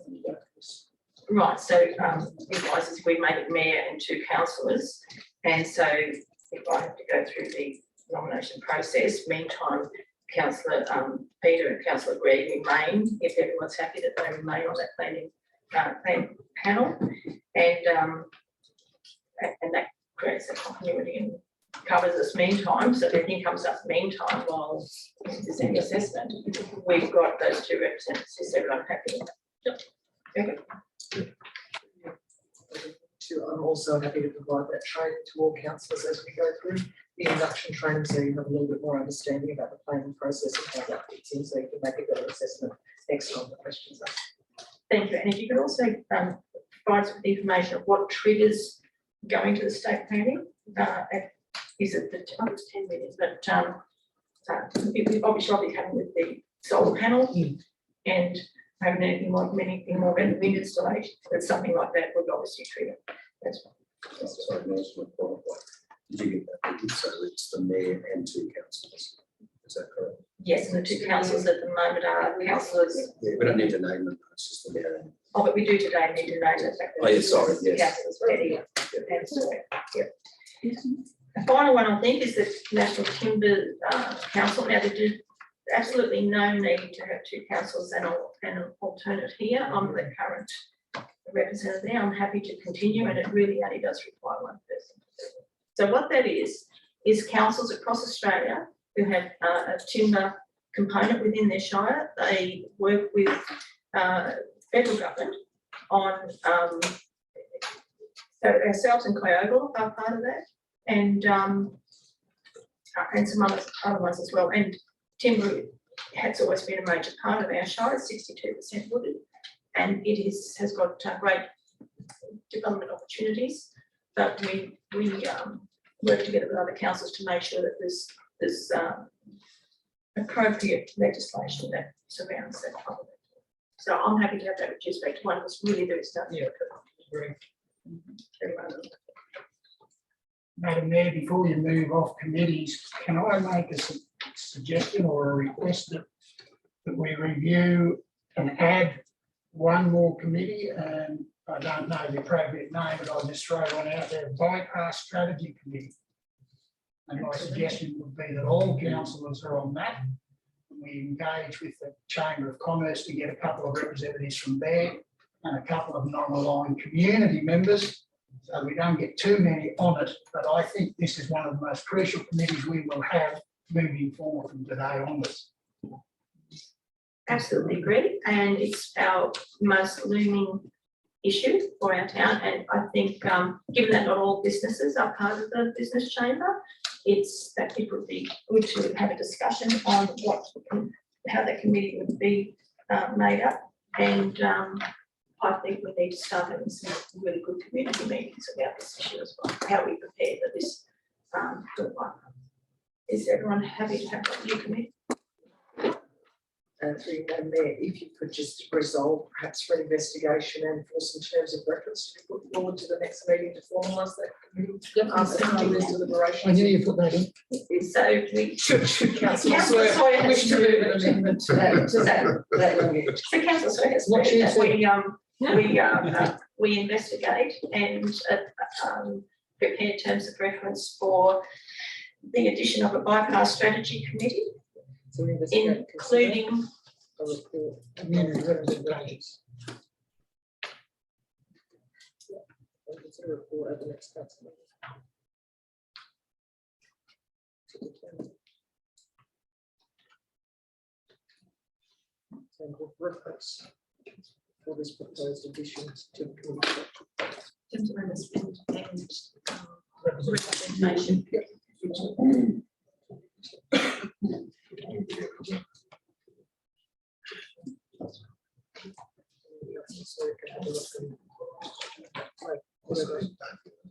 Make it his own, so we've got some words for the rest of you. Proposed addition, this proposed addition to the committee, council's committee structure. So that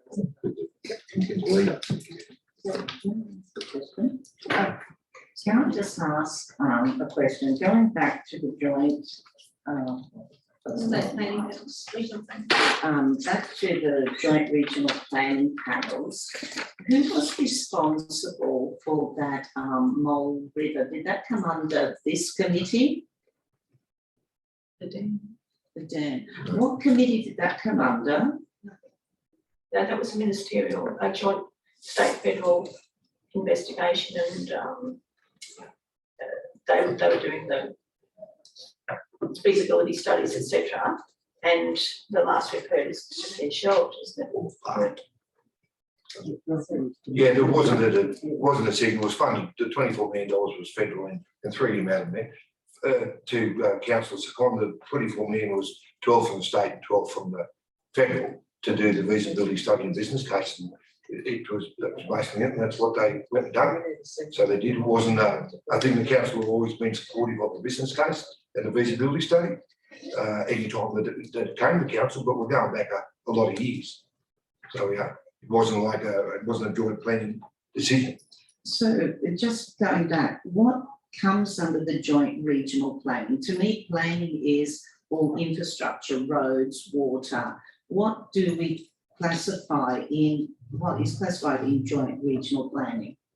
They're things that come beyond council, so that they're taking out the scope of our planning, and they're of a size that makes them of regional significance. But we just have to, before we talk any more about it, we have to go back and get a second of Greg's important motion here, Councillor Petty, and we do need to vote.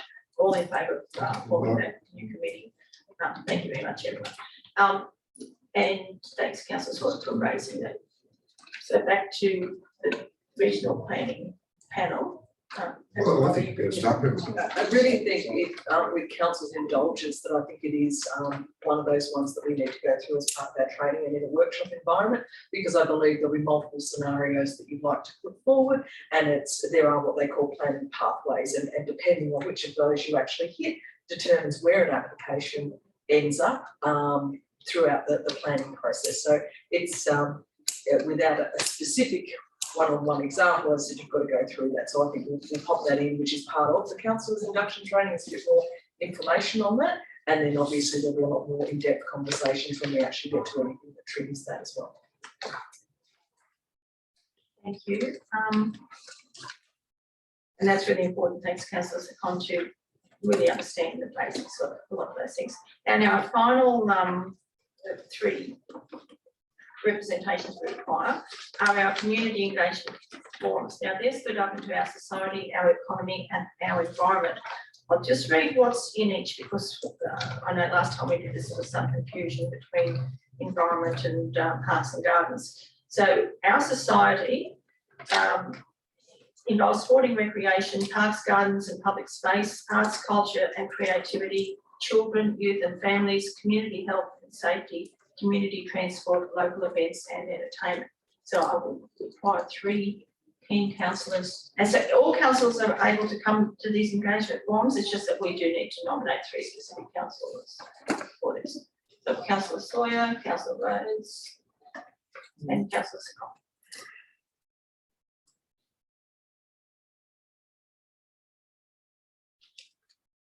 Thank you. And of course, as I said, everyone is able to come. The economy one.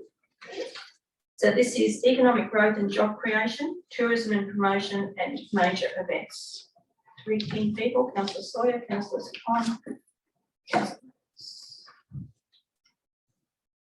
Final one is our environment, which is Sawyer, sorry, not it was the other one I just did. And the final one is our environment. So this is environmental management, noxious weeds control, waste management, recycling, and natural resource management. Councillor Gianna, do we want our other councillors who have been super keen as yet? Not super keen, but say speak to the punch, say Councillor Eddie. And we need one more for our environment. Yes, because this is the weeds.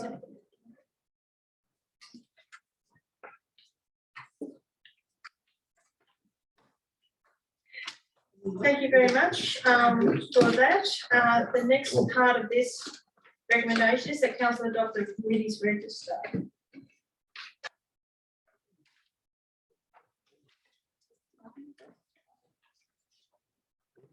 Where are you? On page 29.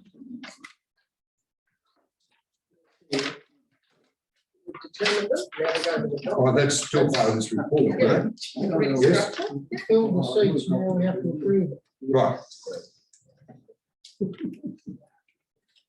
And the third component is that council endorse the timetable for the community engagement. So these are the general straight to. Do you want to do these separately or happy to do this all in one? I think it's done. Just from my own point of view, I will be away all next week if there's any importance on the other meetings. Madam Mayor, can I speak for a second? Thank you. Corrington, okay, we go 2 p.m. it finishes, and we're supposed to start at Mingoo at 3 o'clock. So you chartered a helicopter, have you to get down? We have my low flying F-111. We're not going around and manage that, it's impossible. And Drake If you and go by the road. Tenterfield's the same too. And plus, I'm having a procedure, sitting on Ward D, which is the town, and I was elected by the people of this area. I unfortunately have a procedure booked in, it's only day hospital, but there's no way I would be able to attend on Thursday the 20th. If we could change that, I don't know if that's going to upset anyone, for a different evening. And that way you've got time to do Drake and then.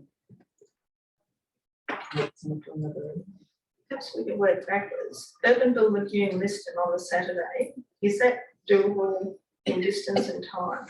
Going from 10 to 12 and then from 2 to 4 and 5:30 to 7:30, asking you council. You mean just in travel time? Well, if we go from Urbanville on 10 a.m. to 12, and with the allocation of those 2 hours, it's sometimes it doesn't always take the 2 hours to be there. So I just need to raise that with some councillors. You give yourself 2 hours to get from Urban to Lagoon, no problems at all.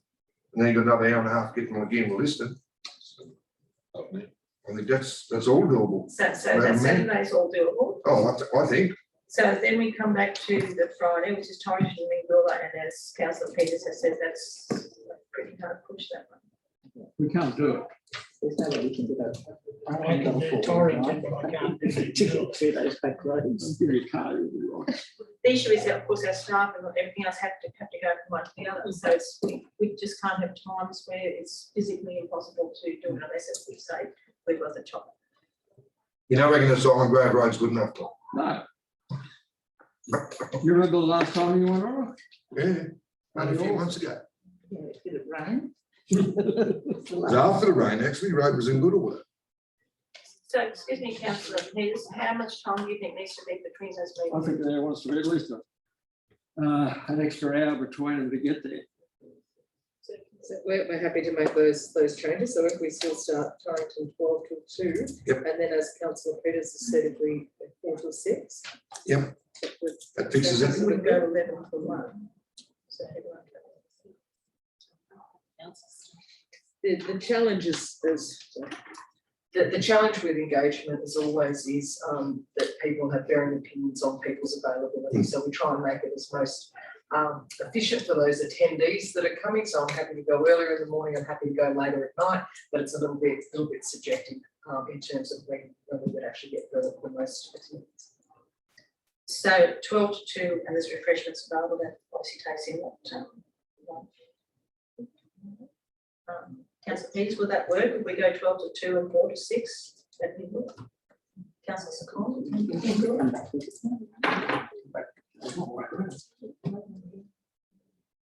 If the Torrington meeting doesn't run on till 2, so it finishes at 1, depending on how many people are there, it'd be quite doable. But if it goes to 2, 2:30 or something like that, there's no way. But making Mingula 4 to 6 is going to work, isn't it? But you give yourself 2 hours between those meetings. Yeah. So, sorry, 3 in that bed. We don't want to be sitting out in Mingula for an hour or 2 either. So it's very difficult. We might go, if it finishes early in the meeting, Yeah. there won't be any problem, but if it doesn't, Lot of ifs. lot of ifs. Anyway, just got to make it work. Something. Before we, I mean, potentially we could move, as Councillor Second says she's unavailable on the 20th. We could do Torrington 10th on the Friday. And juggle. Good luck getting people to turn up to meeting in Tenterfield on a Friday night, but flat chat We getting could to have do in the it. game. They won't come. Will Mingula come on a Friday?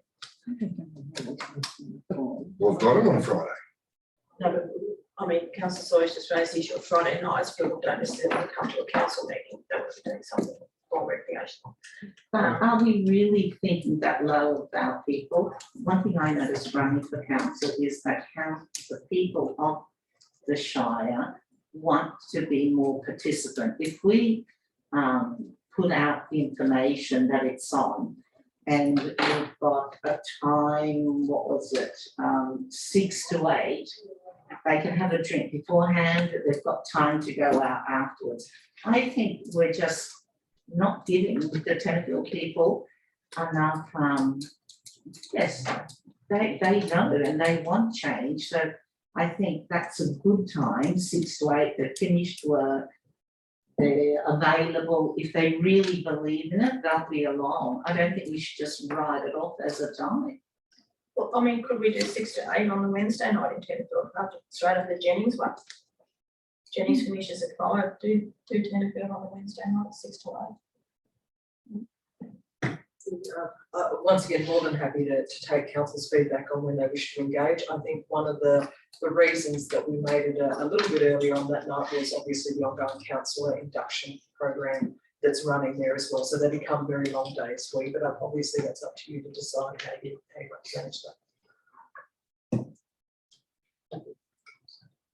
Sorry, I think Wednesdays are far better night for Tenterfield people. I think Friday night it starts to cut into their weekends and their. That's on Thursday. Right, well, through you, Madam Mayor, so councillor Collins, that's Wednesday's gonna suit you better. Wednesday for me is fine, because Wednesday's the 19th.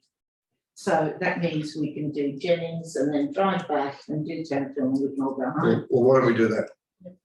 If that's the only change we're gonna make. So therefore, we would change to Jennings 3 to 5 on the 19th, followed by Tenterfield from 6 to 8. And Drake the next day from 3 to 5, and I think we know from experience Drake will potentially run over. Then Torrington 12 till 2, followed by Mingoola from 4 till 6 on the Friday.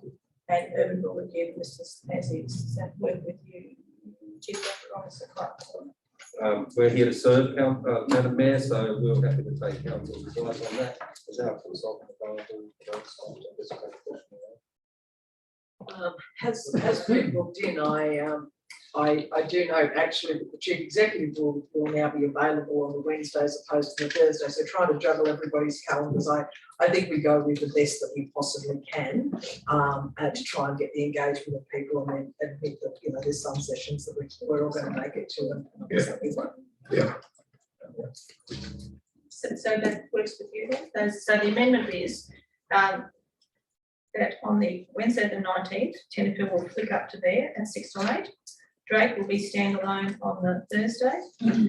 Torrington Mingoola Friday with the Mingoola session changing from 4 to 6. Urban Legume listed as is. So is everyone in favour of all that whole mayor committee structure, etc., and this timetable for engagement? Yeah, great. Thank you very much for your break for smoke. I'm sorry I lost the Motion to suspend standing order. motion to suspend. Happy to work.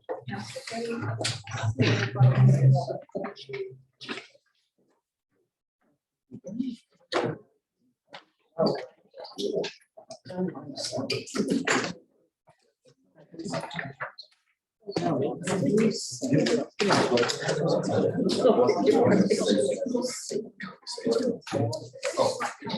you're not going.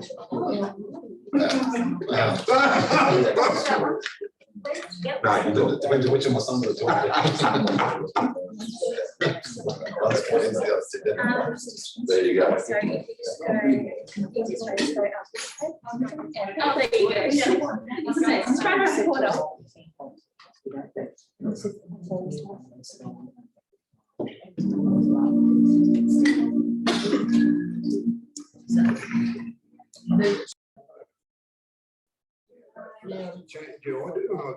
Either they, what's that, Wednesday? Yeah, so they're either now, right? Tonight or.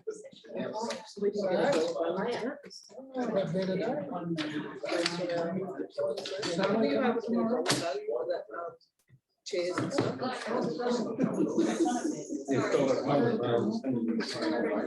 Oh, yeah, sorry.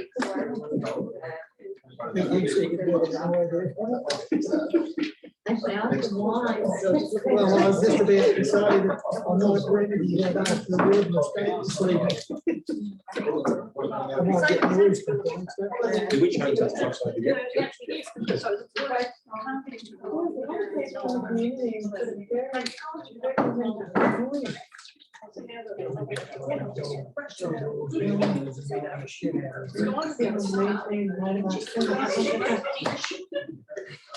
You know, because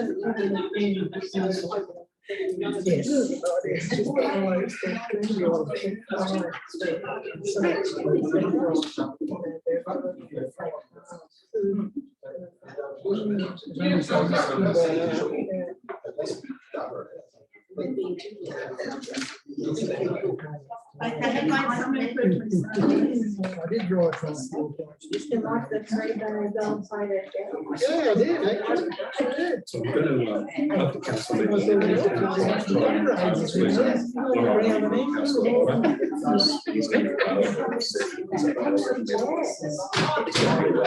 then I've got Gian at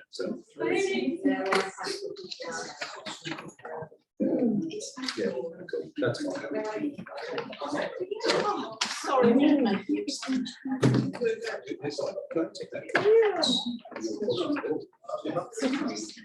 See, I've had people saying still, had to go out of the iPad. I'm gonna get it back in. That's in the way. I did. It's a way.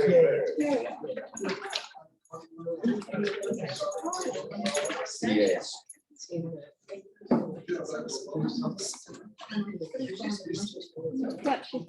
Well, what is that up in there?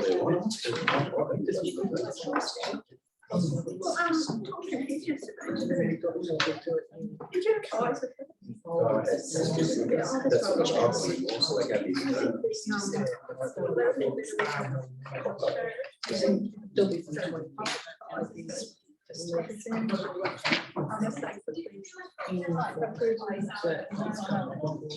Yeah. but I think the points.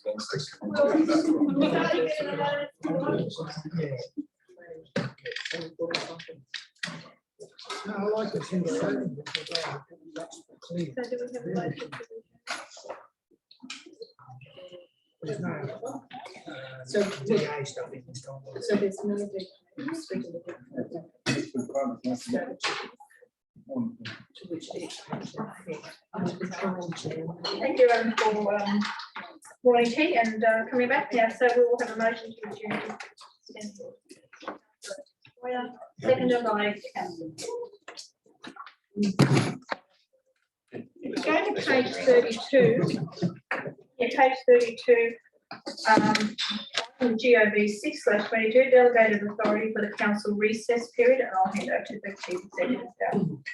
Yeah, thank you, Madam Mayor. Basically, as council will be aware that whilst we were in caretaker mode, I was had delegated authority to make whatever call I needed to make within that authority during that period. There's only really two items. The first one was support for St. Joseph's Primary School by donating the hire and delivery of chairs and tables to David on Paul, and it was a value of $161.50.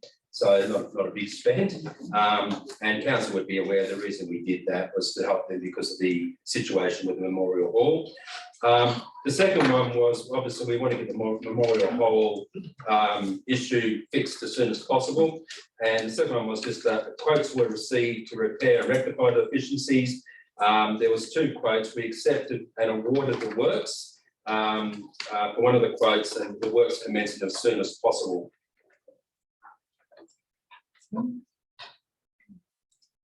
Sorry, the councillor.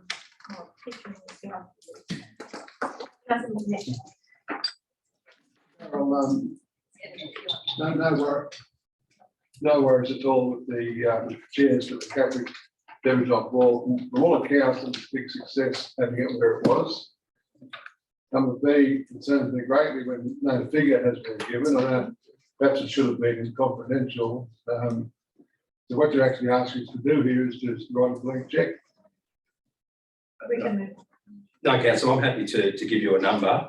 It's just at the time, because you guys hadn't been sworn in, I wasn't really able, I didn't feel it was my duty to actually share that number at the time when it was requested until you guys were sworn as councillors, because there was two parties to the quote, and at that time also the second party I don't think had been notified that they weren't successful. I'm just going to defer to my CE because she handled the actual transactions and just qualify the numbers. Thank you. So councillors have been discussing this. We believe the overall quantum, and this is a project as well to remember. The quotation was awarded to enable us to carry on the rest of the work. So there's still two pieces to be done to have a final figure on the rectification. One is a scaffolding design, which is to support the roof. So we've only awarded the works at this point in time. We still have an engineering firm engaged to do the scaffold design to make sure that the roof doesn't collapse throughout the works. And then obviously we've got the cost of which council would bear of putting in the scaffold at this point in time. The final quantum, we talked about the amount of about 150,000 in terms of the project cost, and that has to come back to a quarterly budget review. But the advice we got verbally from Councillor Hall was that it needed to be fixed, and it needed to be fixed in accordance with the engineering diagram that had been provided to council at that point in time. So that's what we're trying to work on at this particular stage. So just bear that in mind. That's what we think the project cost will be in its entirety. but I just need to get the finalisation because it will depend on what the engineers are prepared to accept for the scaffolding design itself. A question, please, Kylie. There has been some discussion as to the structural engineer report not happening till the end because it had to happen for the basketball hoops. But if that was known from the start that at some stage a structural engineer's report was required, why that didn't happen before any works commenced? Do we have an answer for that? So previously what we'd actually done was we resheeted the roof, etc. We didn't change any of the load. The first time where we changed or looked to have a look at the different load rating on the structure was the putting up basketball hoops, which is what triggered the engineering assessment at that particular point in time that told us then that it didn't meet the current standards. We don't, given the cost of undertaking some of these assessments, unless we're going to make a change to a building that will have an impact, we don't go around and randomly assess things for their compliance at that point in time. And the final thing is that with the $150,000, does that come out of existing budget for the hall, or is we have to find new money? No, we had that discussion, it will add to council's deficit. So if you refer to the previous conversations that we had, that we accept, or at that point in time when we talked about it, it is an extraordinary item, it's not budgeted for and it was unknown at that point in time. So at this stage, unless council chooses to chop something else out of its overall budget, it will add to the annual deficit. And once again, the confirmation, when I finally get the design of the scaffold and what it will cost to install, will come up in the quarterly budget review, which is when council will actually agree to that. Thank you, Kylie. Are there any more questions or comments? In relation to Sorry, yes, Councillor. Madam Mayor, just wondering, could we start a new procedure where any further work on any building requires an engineering survey before it starts? Because we're talking about old buildings, and I think even before sheeting a roof, putting on new roofing, there should have been an engineering report done, because that would have been the best time when you pull it up, you have a look at the situation of the beams. It would have just made more sense to do it at the beginning. Seeing all our buildings are old and we're putting money into them, can we have it that from now on we will have engineering reports beforehand? People are not going to be happy about the 150. It's something shocking, I think. We can undertake those types of reports. I guess the juggle always on why we provide engineering reports for the works that we're undertaking at that point in time, as we know what we're trying to add, and that gives us the design. They are also reasonably expensive, so we would need to alter our buildings budget if we're going to do that. The quantum that we're talking about is between $6,000 and $10,000 for an engineer to come along and do the assessment similar to what, but and that's a significant cost to council. But based on the risk profile of council, and quite right, council, if that's council's risk profile and they wish to add that in to the building assessment process, then we simply put that in as the asset management strategy. But I would, the caution, I guess, is whilst we get some surprises like this as we go along, you're right, we're dealing with old buildings, that the trade-off, I guess, is whether or not that investigatory type of proceedings will satisfy that and perhaps be more expensive than some of the repairs, depending on the price. Well, it's just that I think it would be better spent 10,000 at the beginning than 150,000 that we've got to spend now. I mean, if I were to build my own house, I would want that assurance. I'm prepared to spend that little bit. But so I'm just asking, so our engineering team inside council cannot do it. So they are structural engineers and specified for the type of structure and the type of activity. So as I said, it needs to be an actual buildings engineer, and they need to have the appropriate qualifications to assess the structural risk that we're looking to put up at that point in time, which is the basketball hoops, which adds to the load on the roof itself. So in the end, with these extra 150,000 plus whatever else it's going to be, how much will it cost the community, for example, a basketball association, to rent that space? will they be paying a fee to rent that space, or is it free? So the fees and charges are set out in council's annual fees and charges documentation. Council considers that as part of its budget deliberations as to what those fees and charges should be. Unfortunately, just talking more broadly about council's fees and charges, that our fees and charges are set that there is a significant reduction in the fees and charges versus the cost recovery amount to enable community members to use them.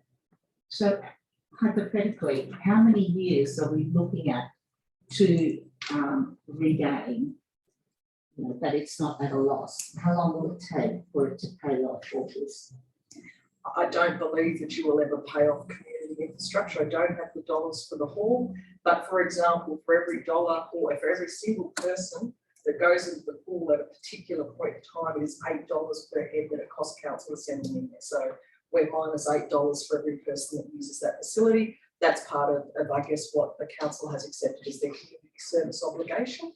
Same with the Memorial Hall. It is in Tenterfield, other than the School of Arts, which is under a community management, slightly separate. It is our largest facility that we actually have. The other complication, the background of the Memorial Hall, is that as service levels or requests for different service levels have come to light, that building has attracted a variety of different funding streams to try and make sure that we've got an asset that meets the community needs. So if it was one grant and one project, it would have been a little bit more simple. Because we've got multiple grants and multiple projects going into that facility, it just makes the rules a bit much.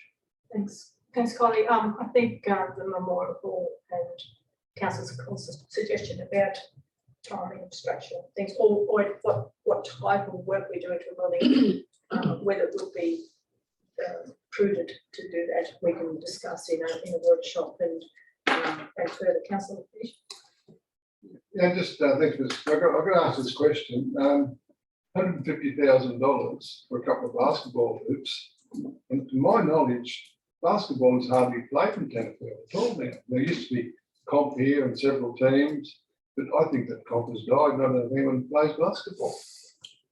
So if it wasn't for the basketball hoops, would we need to spend $150,000 on the roof? I think I'll pass it to the Chief Executive, but I think it's more that we're now aware of existing risks because of the basketball hoops. The risk to the entire ceiling has now been exposed. Thank you, Madam Mayor. Through the Mayor, that is correct. I mean, the basketball hoops were really the trigger for the discovery of the roof that hadn't been built to the current standard. So whether we're putting basketball hoops or not, that just basically identified the problem. The roof was substandard, and that triggered the response that we have to rectify the problem with the roof. So whilst doing that, that'll also mean that it will be able to have the basketball hoops as well. But even if you said today we don't want the basketball hoops, we'd still have to do this body of work. Thank you, Gerald, and thank you for supporting St Joseph's. Sorry, Councillor Tom. And I apologise, Madam Mayor, I've got my hand up too. Thank you, Madam Mayor. I'm just wondering, does anyone ever look at these buildings? This one here, right? The council building, right? When we started to pull the pieces to fix it up, it was going to fall down. A big wind would push it over. Now, surely to goodness, originally an engineer would have looked at it and said, okay, you need to do this, you need to do that. But this building was completely stuck. The big wind had blown over. So someone must have known that was going to happen. So what happened back then in the ages, I don't know. But obviously it wasn't engineered. They just whacked the bricks up and put a few crosses on the roof and said, she'll be right. Anyway. I think it's important to take it on board what Councillor Secon and Councillor Peters just said. Always be proactive in what we're doing. No one knows. We've all been in the renovations and it never, until you take it apart, you never know what's underneath it. To do with the Memorial Hall. The Memorial Hall is a great asset of this council. We provide that as a venue, and the money that, and a lot of it grant money. And I know it's been a prolonged and ongoing, I won't say issue because I don't think it's been an issue. The former council dealt with it over many, many months. But to provide a facility for this community with showers, I was embarrassed when basketball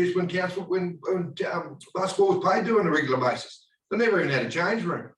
Hang our head in shame, but here we are doing the right thing as a council, a united council previously, to build showers and amenities on that building, and hopefully that through the school or whatever organisation, that basketball gets reinvigorated again. Surely there'd be a comp somewhere. They were always in a comp across the board because of our alliance with Queensland.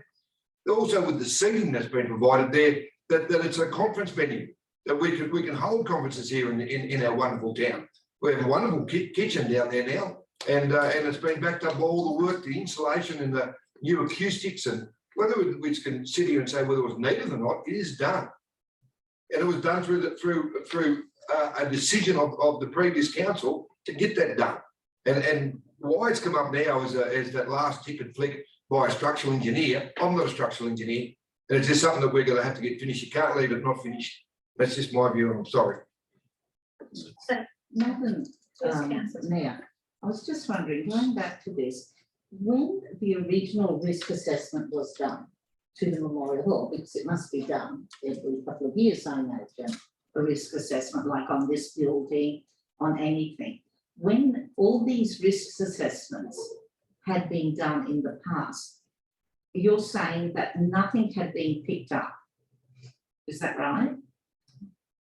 Are you referring to me?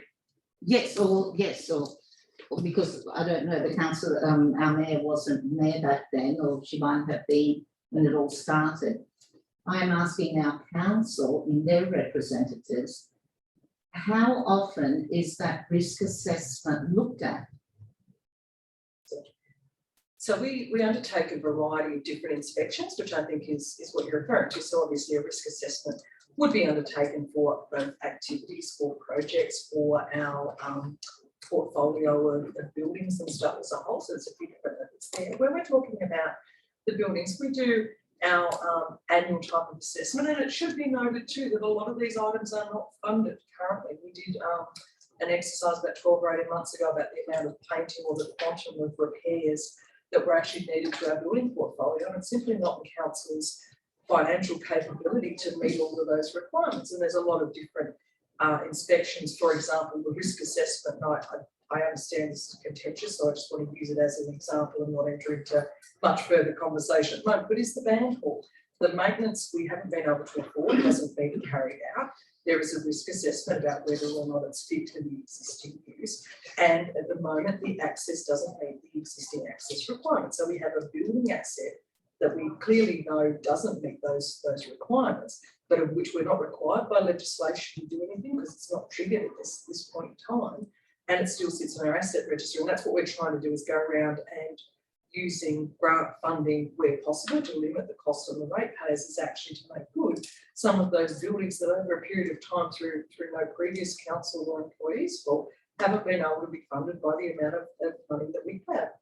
When you're talking about the assessment in its entirety, we inspect for insurance, which they look at the actual building maintenance, the cleanliness, whether or not we've done, whether there's any pest infestations, those types of things that determines its insurable value on council's register. We do every 3 to 4 years over our asset plan and asset inspection of those particular buildings about whether or not they're failing or fit for purpose.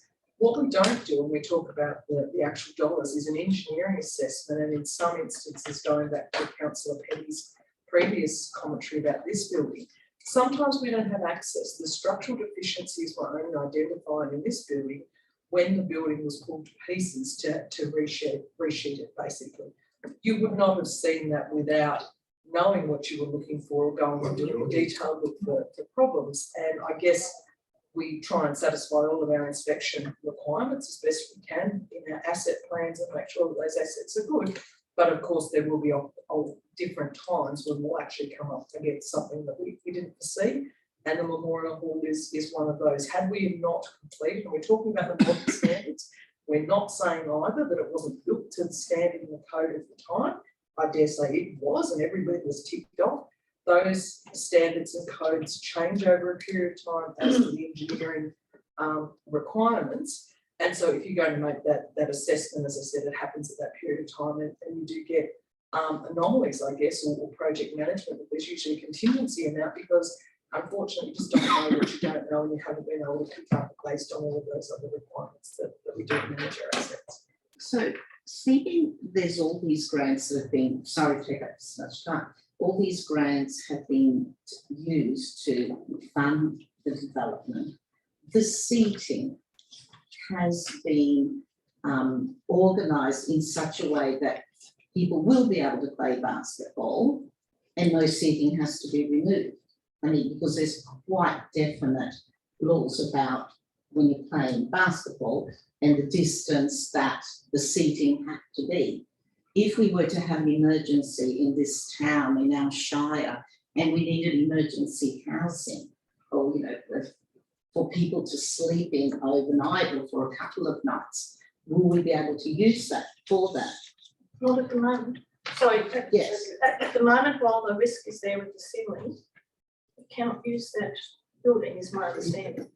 And on the fortunate side, we've been, Councillor Petty alluded to it here, it was only when they started to do the refurbishment here on top of the sale of the mobile service station covered with the emergency services grant, but then extra money had to be kicked in. They found that some of the bolts had sheared off the major C-beams, and in fact some of the roof was only being held up by internal windows, and the exterior walls were spreading, and some stuff was sitting on half a brick. So we're extremely fortunate we haven't had a major catastrophe here and a major catastrophe at the Memorial Hall. It's just unfortunate that the timing of that structural engineer, and I support your thing that where it is the type of refurbishment or work that at some stage will require some structural assessment, that it's better to do it early before you start the other, because unfortunately if that had been found early, we could have changed some of that roofing, etc. And it's my understanding it's not the initial building, it's that a later council sheeted that ceiling with heavy fibre, and that's what's caused the problem. But either which way, and in response to Councillor McNish at the youth contract stuff and everything, one of the survey responses, 50% of the kids' responses is basketball. They really want to do basketball. It's been hurting them that they haven't been able to use the Memorial Hall, but they, and of course, they went out to one as well. So at the moment, at this minute, we're faced with approving, well, we're receiving, we can't say yes or no. Our chief executive, in our absence, has was handed the right to be able to make these decisions, and we are receiving and noting his report that he has appropriately supported St Joey's, and as per instructions prior to the recess, we had said that that issue with Memorial had to be done. Just a minute. Happy to move it, Madam Mayor. Thank you. Councillor Petty, Councillor Thorpe. So, and debate on it at the moment, so all in favour? Against? There will be more discussion on Memorial Hall, etc., etc. That's right, Madam Mayor, and then also it will require a budget adjustment when we actually get to that time of the year, because there's a $150,000 that hasn't been budgeted. And hopefully we'll be able to pass this week, have an inspection, so all councils can see what works. Sorry, just through you, Madam Mayor, the point of clarity is at this point in time, while there is no final figure in there, is that we're still awaiting 2 quotations to set a budget, and that budget, our project budget, will be contained in the quarterly budget review. And as I said, at the moment it is a guesstimate that it'll be in that vicinity. It really depends on what the engineering design is for the structural or for the scaffolding to actually shore it up while the works are undertaken. So put that in, that's what I believe the quantum we're looking at to give you a ballpark. I do not know the final project cost or budget yet until we go to quarterly budget. Item GOB 722 on page 35. Move and second, please, regarding the monthly operational report. Move, Councillor Sawyer, seconder. Councillor Rhodes. Any questions to the Chief Executive? Councillor McNish. Just a comment, Mrs. Mayor. Congratulations, Darryl, on the new format. It's very informative. I read through the whole thing last night. I learned quite a lot from it. Thank you for that. The only thing missing was the list of DAs for the last month, of course.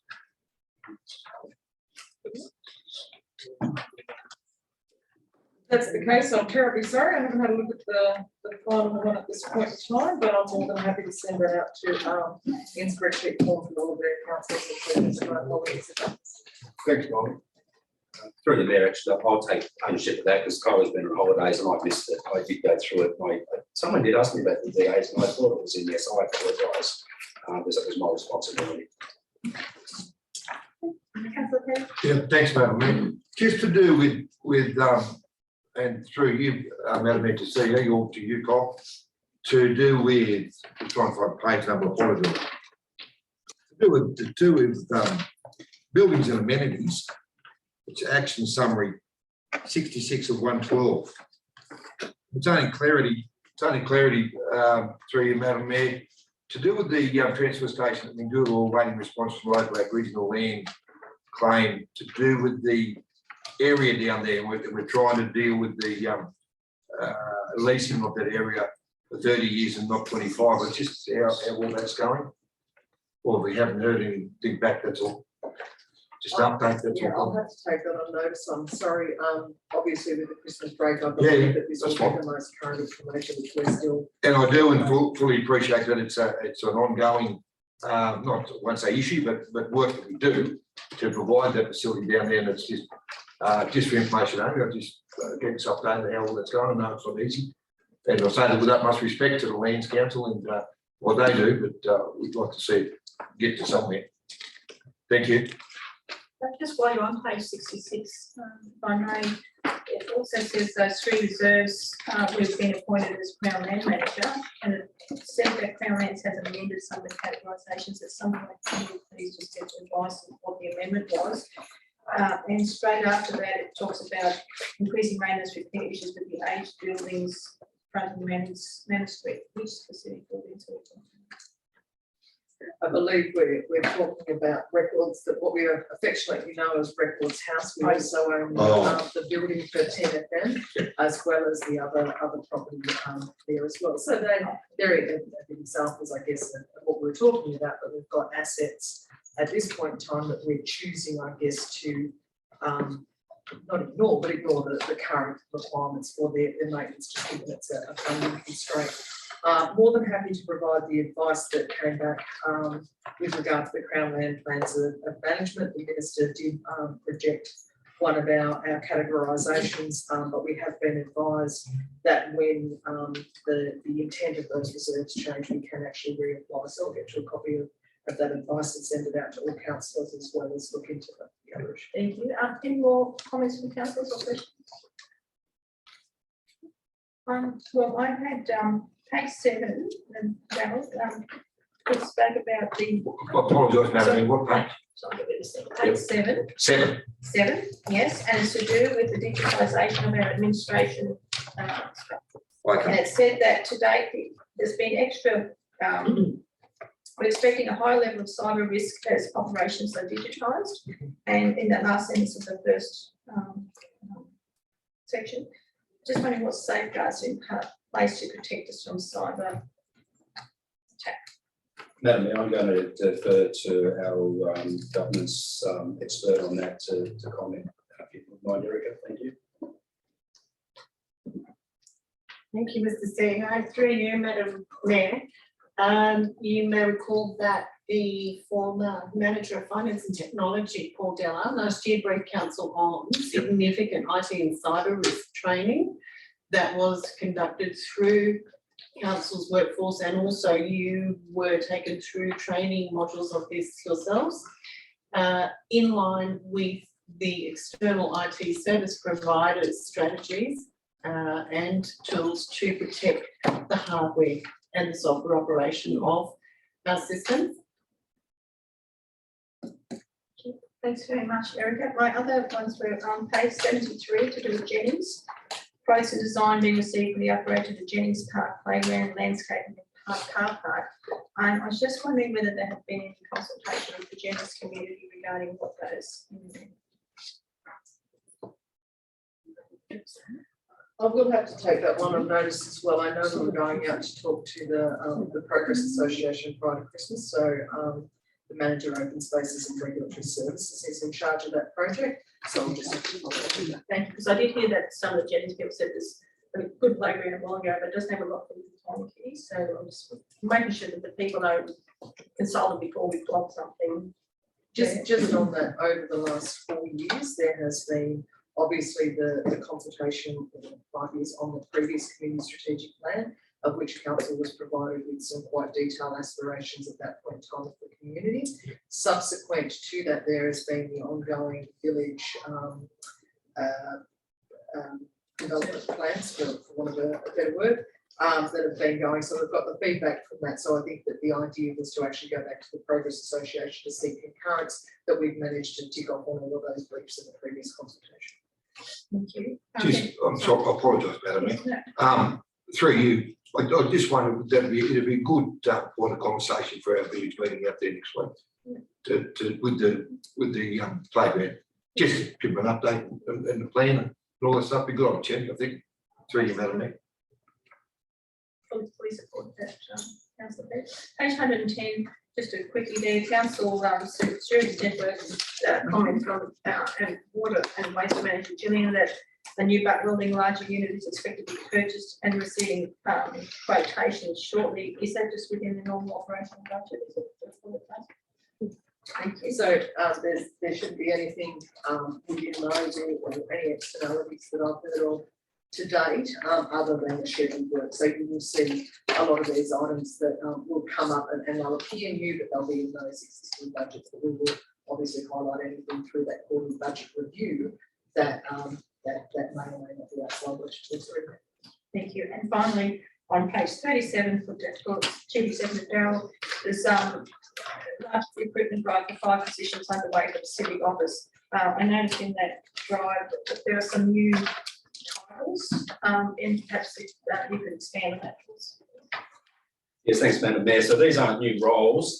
Basically, I've just rejigged the position descriptions so they are more broader and less focused, because we need to become a more agile organisation, and particularly the team that is at the coalface, I guess, in terms of community development, economic development and tourism. So basically, the PDs would just review, modify, and the role descriptions, i.e. titles, would just change to reflect that. Thank you very much, and that will be good for that more strategic direction. So if there's no further comments? Madam Mayor, if I just if I may make one comment, I just want to thank Erica and her team, because the MOR has been a lot of work to get it to the level it is now. I did feel that one wasn't as descriptive or as practical as it could be. And Erica and her team, I did put a lot of pressure on them to get this out for this first council meeting, knowing we had new councillors. So I just want to congratulate her and her team for a job well done over the Christmas break. So thank you, Erica. Thank you. So all in favour? That's fine.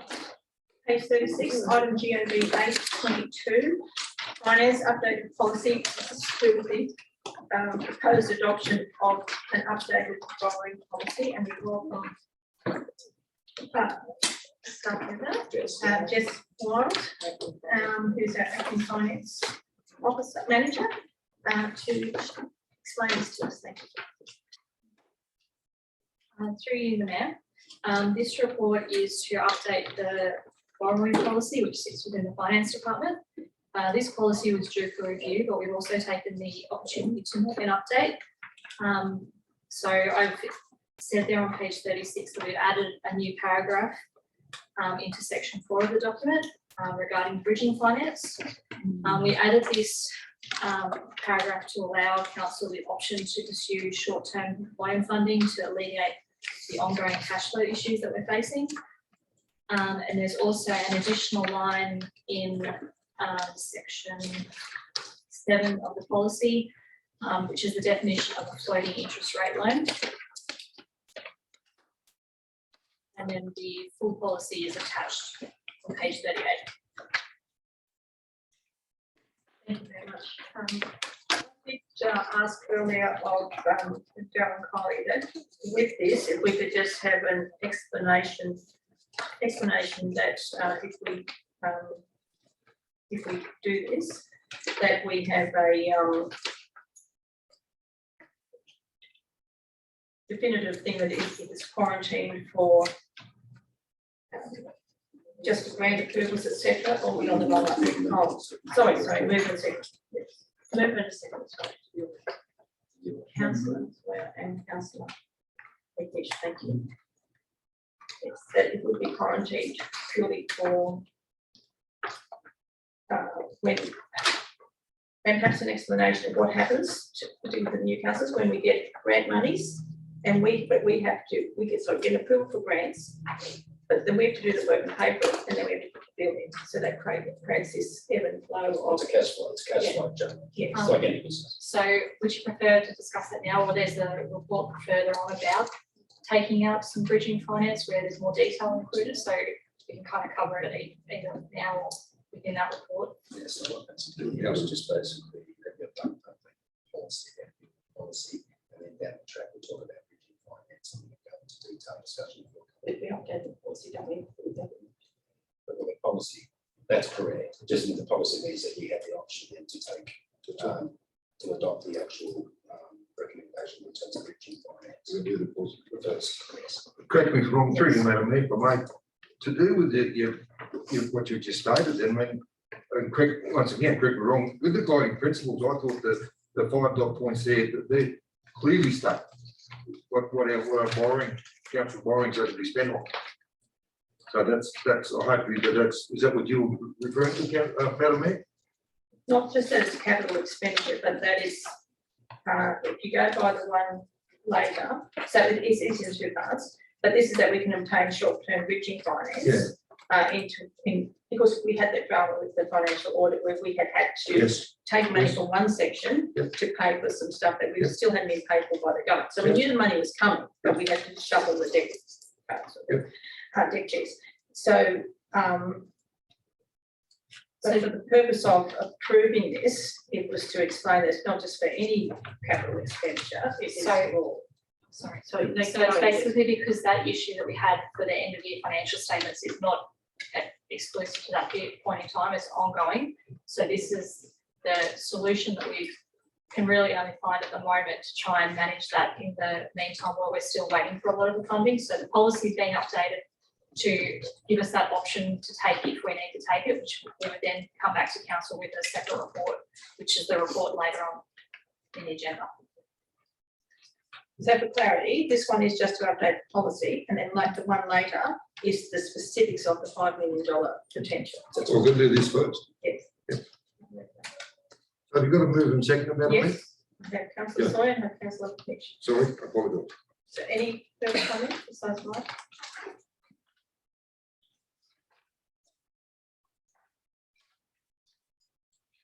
Well, my other question was about what procedure is undertaken to activate accessing the bridging for the information council. Yes, so there's more information again on that in the later report. I can discuss it now, we can talk about it then. So in order to approve the policy, councillors have to be comfortable that we do approve a policy that allows short-term bridging finance. And the question is that if we do approve short-term bridging finance at a later date or later today, then what is the procedure to activate it? Is that within individual departments within council, or is it at the CEO, chief executive level, or just to provide some clarity, that council officers cannot, which is why we did the report previously on our expectations for Memorial Hall, we're letting you know that that's coming. Council officers, other than under those delegations, cannot make amendments to the budget. It is set by council and council alone. So when council actually goes forth and sets that budget, we determine the borrowings as part of the annual budget. That's the quantum that we're working with. What we're saying when we talk about the bridging finance and going back into some of the risk assessments, or we're a little bit off target, our operational costs or our project management costs, the next report are going to push up within the quantum of the budget that's already approved. So the borrowing is purely to support the budget that council's actually already allocated to achieving that project. Yeah, the budget itself doesn't increase, and the process for council to adopt the funding is via the budget and the quarterly budget reviews. However, in saying that, we also too, if we are going to take out a loan or funding, need to come back to council and say, yes, it fits within your existing adopted policy, which is what we're talking about, and this is the purpose that we need to manage that borrow. Thank you very much. So, no further comment. I'll put that recommendation that council adopt the updated borrowing policy, which is that addition of that paragraph down the bottom in part 4. Yes, carried. Thank you very much, Jude. Page 43, item GOB 9/22, finance accounts. Report, period ended 30th of November 2021, Randall River and second. Having moved that. Councillor Keddy and second, Councillor Lott. Through the mayor, this is the normal monthly reporting that's required under the Local Government Act to report on the finances of council. So as at 30th of November 2021, our cash balances, which are what is held in the bank, our general account had 12.2 million and our trust account had 382,000. We held $6 million in investments, which is shown on page 46. For the month of November, there were no water leakage concessions granted, and the number of 603 certificates continues to be far higher than the previous year, so 434 applications for the year to date compared to 255 for the previous year. Thank you very much. Any questions for our finance? Can I just ask, when we do have those changes in title and the new council seats, and I think the year before it was less than 100, now we're up to hundreds and hundreds. Do we, with new people to our area, do we give them some sort of pamphlet with information? We did at one stage discuss, if you might remember, a welcome to Tenterfield Shire folder, including responsibilities of new people, such as weeds, weeds of concern, neighbours, existing, they're out in the bush, farm use, etc., etc. So we'll do with that later. So I just thought that might happen. So if no comment, then all in favour? Carried. Page 47. Once again, our Management Finance and Technology just capital expenditure report as of the 30th of November. I move it in second place. Councillor Mesh and second Councillor Scott. Thank you. Through the mayor, this is our normal monthly reporting on capital expenditure projects up until the 30th of November. The full project listing is in attachment number 5. The report has been updated since the previous council meeting to include the changes that were made in the first quarterly budget review at the November 2021 meeting.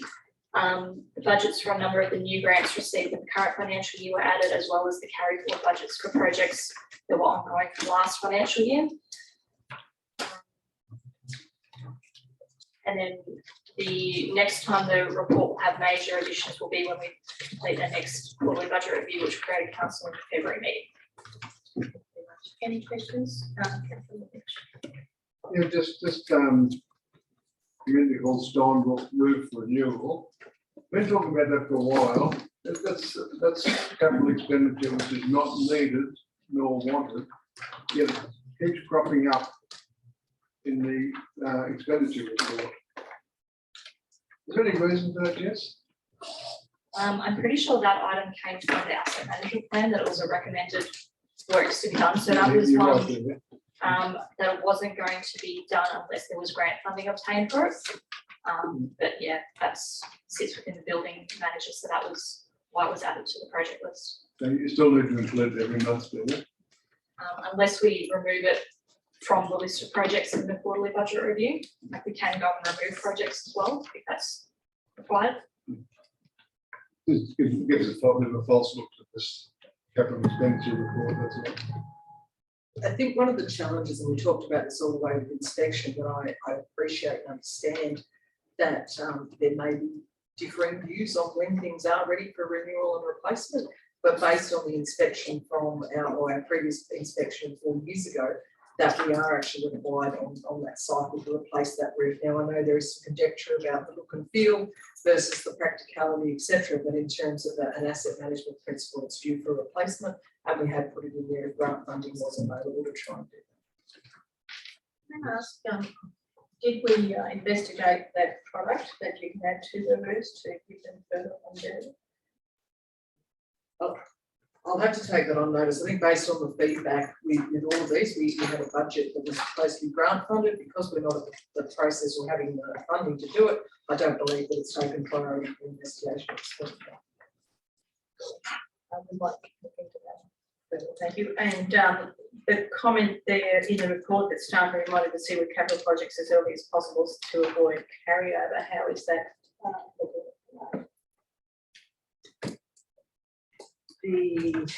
Just for clarity, carryover, we're specifically talking about some of those larger projects, I guess, and trying to keep those on track, because obviously it does, what we want to do is make sure that we're providing the appropriate level of funding within the allocated budget timeframe. One of the challenges, of course, with that has been things like the source of materials, supplies, labour, I hate to use the pandemic word, but those types of things are really adding to the challenges of people delivering, and we really need to deliver on those projects within both grant funded guidelines, but also to try and manage our cash flow as effectively as possible. I believe, or as I said, in terms of looking at the project to date, so you'll actually see on there, there's the percentage of spent.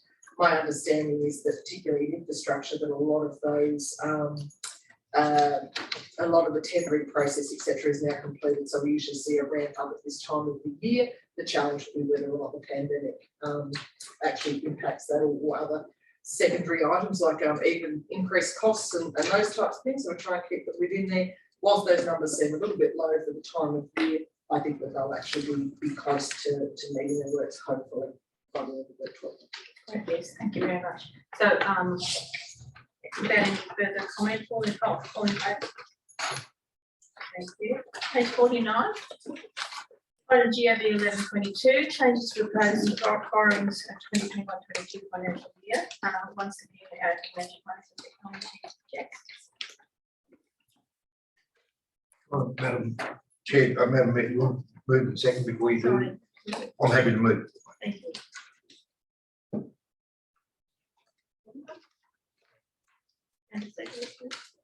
Councillor Tom.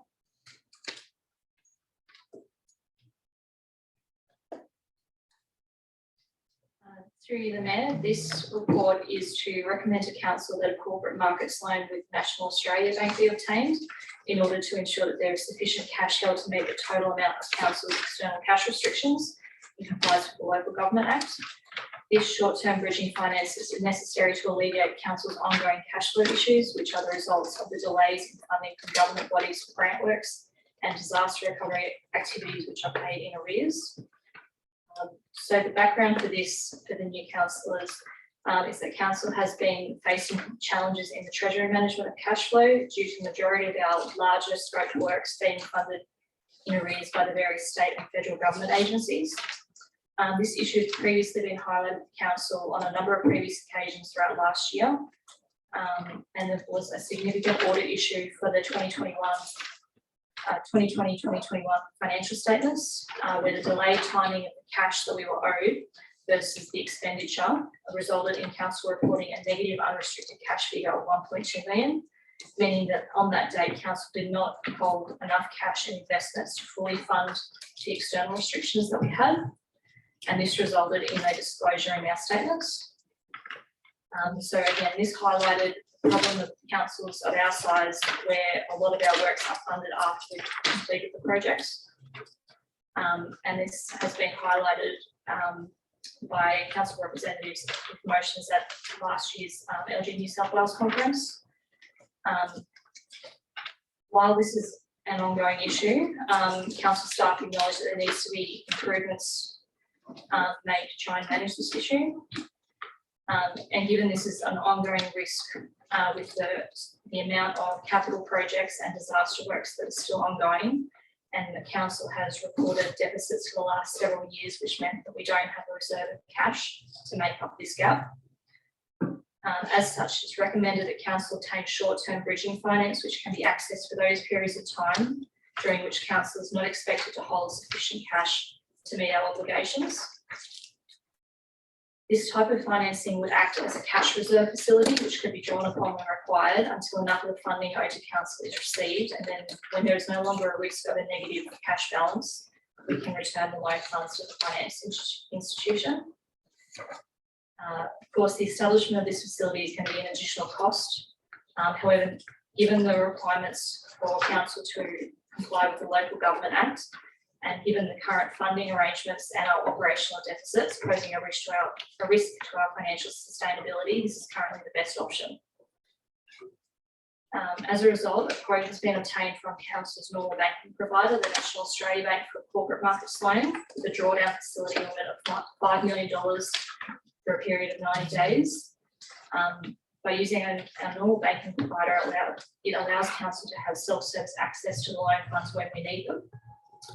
As you can see on page 51, the indicative rates, the customer interest rate of 0.31%, this is the rate that would apply when we draw down that cash. And then the facility fee of 0.4% per annum is the cost of us having that facility accessible to us, which would equate to $20,000 for one financial year. Because this is a new funding source, we would need to do a budget amendment in the next quarterly budget review to allow for this facility fee plus the interest, an estimated interest amount for whatever we would try to forecast that we would need to obtain from the reserve. And we would also need to notify the Minister of Local Government that we would be taking out this loan facility. Any questions? Yes, Madam Mayor. Should we, it's really sad that we have to live on grants, but would it be advisable to maybe put a limit on what the grants we apply for each year, so we don't find this situation going up, to choose our grants well, so that we're not giving things that are going to cost us back, because it seems like we've never calculated what it's cost us, some of these grants. So I suggest maybe that there should be a cap to how much grant we can afford as a council to have to pay back. Does that make sense? Thanks, Gianna. I think it's mostly bridges and roads, and so it's not the amount of the grant, it's the timing for the government to repay us is the big issue.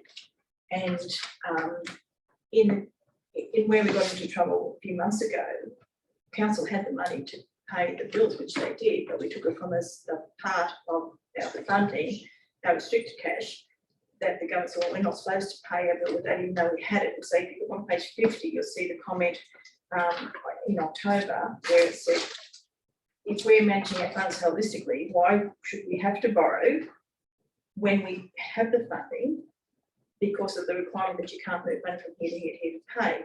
So, and it says seeking approval from the Minister for a short-term bridging finance arrangement creates unnecessary administrative inefficiency for both council and Minister's office for what is essentially a timing issue where there's no risk of the funds not being received. So that's what we're faced with, is that this is potentially inefficient. However, in order to meet the local government requirements, this is potentially the only way we can go, unless we suddenly, it's the only way we can go, so that we're not having to, take money from another part of our budget to pay until the government basically signs the checks. Is that any more? And one outstanding that's owed to us on the government is 700,000. 671,000 in 2021. Yeah, we're just still. So they normally don't take that long, do they? But no, that's an anomaly, but it does happen. Council. Madam Mayor, and I think there might be a short problem with this. What I'm trying to get my head around is we, especially the new councillors, don't understand the background of this of the documentation. So when you apply for these grants, the back pay timing is not in the contract. Should we not know when the funds are due to be received? Is there breach conditions? There must be breach conditions if the government doesn't pay. You know, realistically, should we not have that in the system? You know, why? And if it isn't, why isn't it?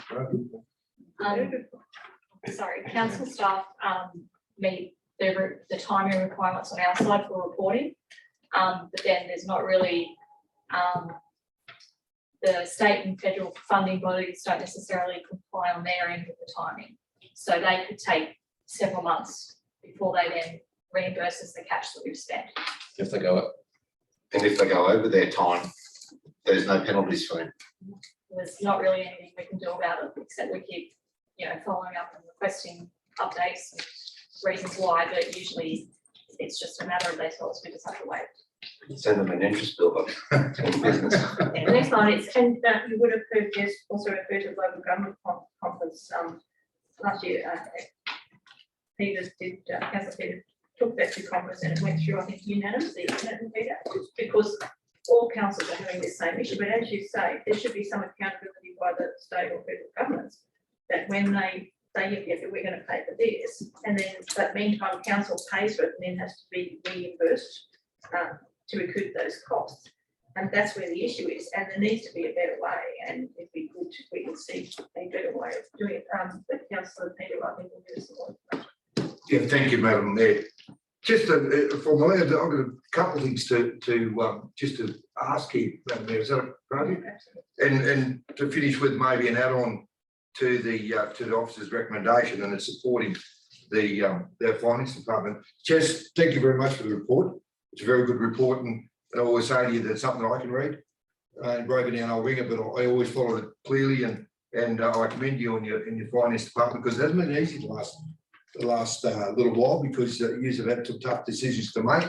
And what I do commend you on is you always bring it in front of this council, so we are fully aware of our financial position, and that's what we need to know. So I commend you, and please pass it on. The question I've got, Jess, because in our last on page 36, so we've approved and updated the borrowing policy, but on page 47, and whether I'm way off the mark, it tells me here that in the process that we need to obtain 3 quotes. So am I wrong in thinking that, and I don't want to bog this down, because I'll say it now, I fully support the recommendation. That's on page 49. But you're recommending that we do it, that we're corporate market loan with NAB, but I'm reading here that we should get 3 quotes. So I'm reading that wrong. Yes, normally for our infrastructure loan, that's what we are required to do. Right. It was recommended in this case to go to our normal banking provider, because that is our general bank account provider, because that gives us the flexibility to draw money out on a particular day when we need it. We don't have that lag of 6 weeks waiting for them to go through their process. So it will be a reserve that sits there and we can access it easily to take money out of the reserve into our general bank account and put it back whenever we don't need it. Right. So it's more the flexibility side. Okay, so that's, you've answered it. So that's answered that, thank you. But then we go on to page, if this is approved today, on page 52, I might be jumping way ahead. The council approves the establishment of corporate markets loan. It would need to be a budget amendment to December quarterly budget, which we've already approved last December, to cost the facility fee plus an estimate. Do we have to tidy that up today in our, is that what's asked for? No. No. It's only for clarity. So the December quarterly budget review will be presented next month. Yep. So we we'll tidy do it up that then. as a budget adjustment then. Okay. So we'll put in the amount of what the facility fee would be, and then we would put in an estimate of how much we think it would cost. Another thing, and it's to you, Madam Mayor, and obviously the CEO, and it's whether the council here today is supportive of it. This is serious stuff, and we don't, and I know we're not the only council in the state, but it's clearly indicated it's not only state, it's federal funding also that we're owed. In all your lobbying ability, Madam Mayor, that and I had the conversation with our state member at Woodmong at the school presentation in December, or November, whichever month it was, and maybe are aware of this, that we need to somehow or some way speak to the relevant ministers to get a bit of a wriggle on, because like, not a financial man, but the way this is presented, thanks again, Jess, I fully understand that we are owed money to fix this up. The work's been done, it's been disaster money, most of it, and we are owed that from some time now. It's not fair to our council. That's what's caused a big majority of our financial woes at the moment. I can clearly state that. Somehow or some way, you as our mayor and our CEO need to lobby our state members or federal member, make them aware there's an issue here. And as our state or federal members, they need to go to whatever department to get some money for us. Because the work's been done, been ticked off. And it's Somehow. It's been done in compliance with the guidelines. Yes. It's been done in compliance with the grants, the whatever the memorandum of understanding. Yeah.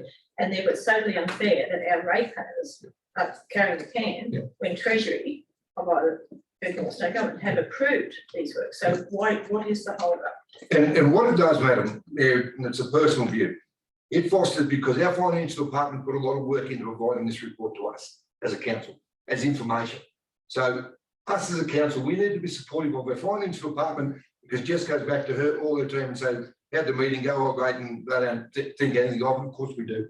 We need to do everything in our power to be supportive to get these finances back in our pockets. So whatever we can do in your lobbying ability with the state and federal government, one, to make them aware there's an issue with the money we're owed, and the other, that we'd like it to be paid. Simple as that. Happy to move an amendment that goes to number 3, but the council don't think it needs to be, but I just wanted to make that clear here today in the public meeting. Thank you. Yep, amendment second by councillor Pratt. Amendment moved by councillor Teddy, second by councillor Swear. If you wanted as an amendment, I'm happy to do it, but if the council feels we don't need to have it written here, I'm happy, but I'm happy to put that as number 3. As simple as that the mayor and the CEO lobby our state and federal government to make them aware there's an issue with the money we're owed. And to repeat myself, and it just shows our support to our finance department. And to our rate. Yeah. I think it's outrageous that we have an outstanding bill from 2017, and yet they've paid other stuff since. Yep. I just, it's beyond comprehension. Through the mayor, I mean, that one is an anomaly. It's not a normal procedure. That one, as we surmise, there was a bit of a change of staff in that particular organisation. It was simply left off the books. Yep. And unfortunately, they've spent their budgets. They have to go back into the same problem we had and go back and argue that they've overspent their budget, trying to get some money back. If I can, and I apologise, Councillor Peters, just one little bit. But it's about our relationship with our staff, Mr. C. That we don't read this stuff to be informed and then sit here and make no decision, no action about rectifying the situation. And it's as simple as that. We need to work really hard to do this and be supportive of the comments you made, Madam Mayor, for our staff, that we know that we're fully supportive and trying to help them out in our rate pass. And so also to do with our financial reporting to show and to try to alleviate these ups and downs that really should not be there if they quickly pay a 7-day, 30-day account. I mean, it shouldn't be going on months and months and months. Councillor Peters. Yeah, thank you, Madam Mayor. Can I just ask a question? What sort of interest rate are we paying on a bridging loan? I've sort of missed it somewhere. I haven't seen it. 51, I think. Okay, so the cost of us actually having the reserve funds available is 0.4% per annum, which equates to $20,000 a year. And then, so that's just to have the money sitting there in the NAB that we can draw on when we need it. And then the periods when we do draw down that money into our active bank account, that's when we're charged at the 0.31%.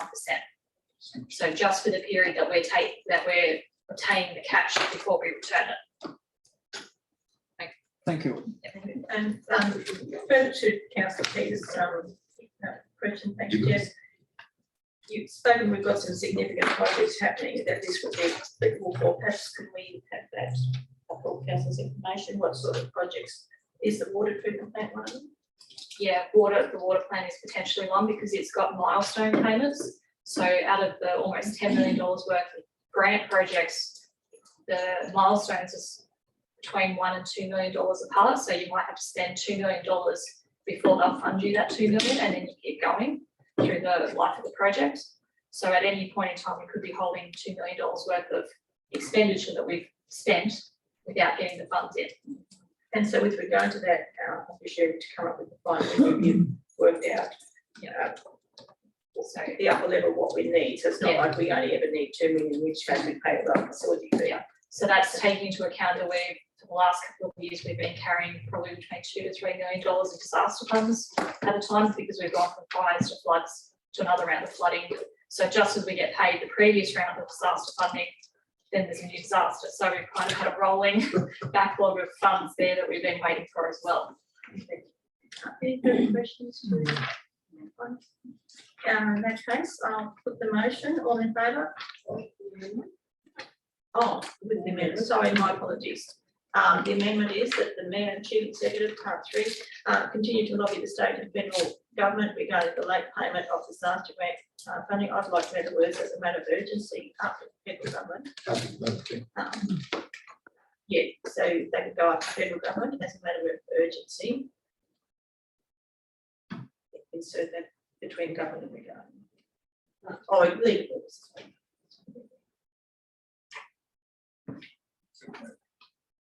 With that amendment, all in favour?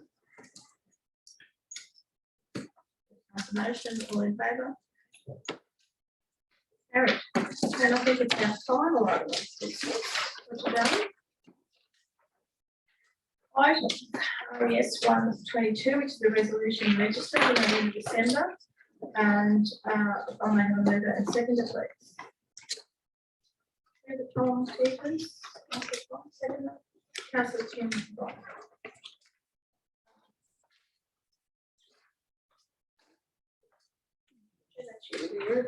Yeah, so basically, I'm happy to take any questions regarding, we just, the recommendation just notes the status of a resolution registered for November, December 2021, and happy to take any questions. Melanie, just not so much questions, just a thank you for the, with the resolution register, tell our staff and the UMC with the outstanding actions report back. It's good, it keeps us up to date with when things happen, so thank you. So just an explanation to you, councillors. We have got this register so that when things haven't been finalised, we can keep going back and seeing where things are, what's the hold up, how it's progressing. So then if you get any comments or you're interested yourself, you can refer to it. And we can see if something's stalling and find out exactly what. Questions? There's no further comments, all in favour? As Peter always said, Before you close, Madam Mayor, can I just make an observation? I didn't know where to fit it in during the day, and word of the day has been anomaly. I think the failure to print on the reverse side of the pages is an anomaly. Can we go back to the norm and save a few trees, please? I didn't even notice that, did I? No, I didn't. I'm not scrolling on that. Thank you, Councillor. Sorry, we make that. Additional notes. No reason why. It'll make a contribution towards $150,000 shortfall if we print on both sides of the page. There you go. Trying to make the agenda look bigger. Thank you very much for your attendance, everyone, and to our staff as per usual. And we will meet again next week.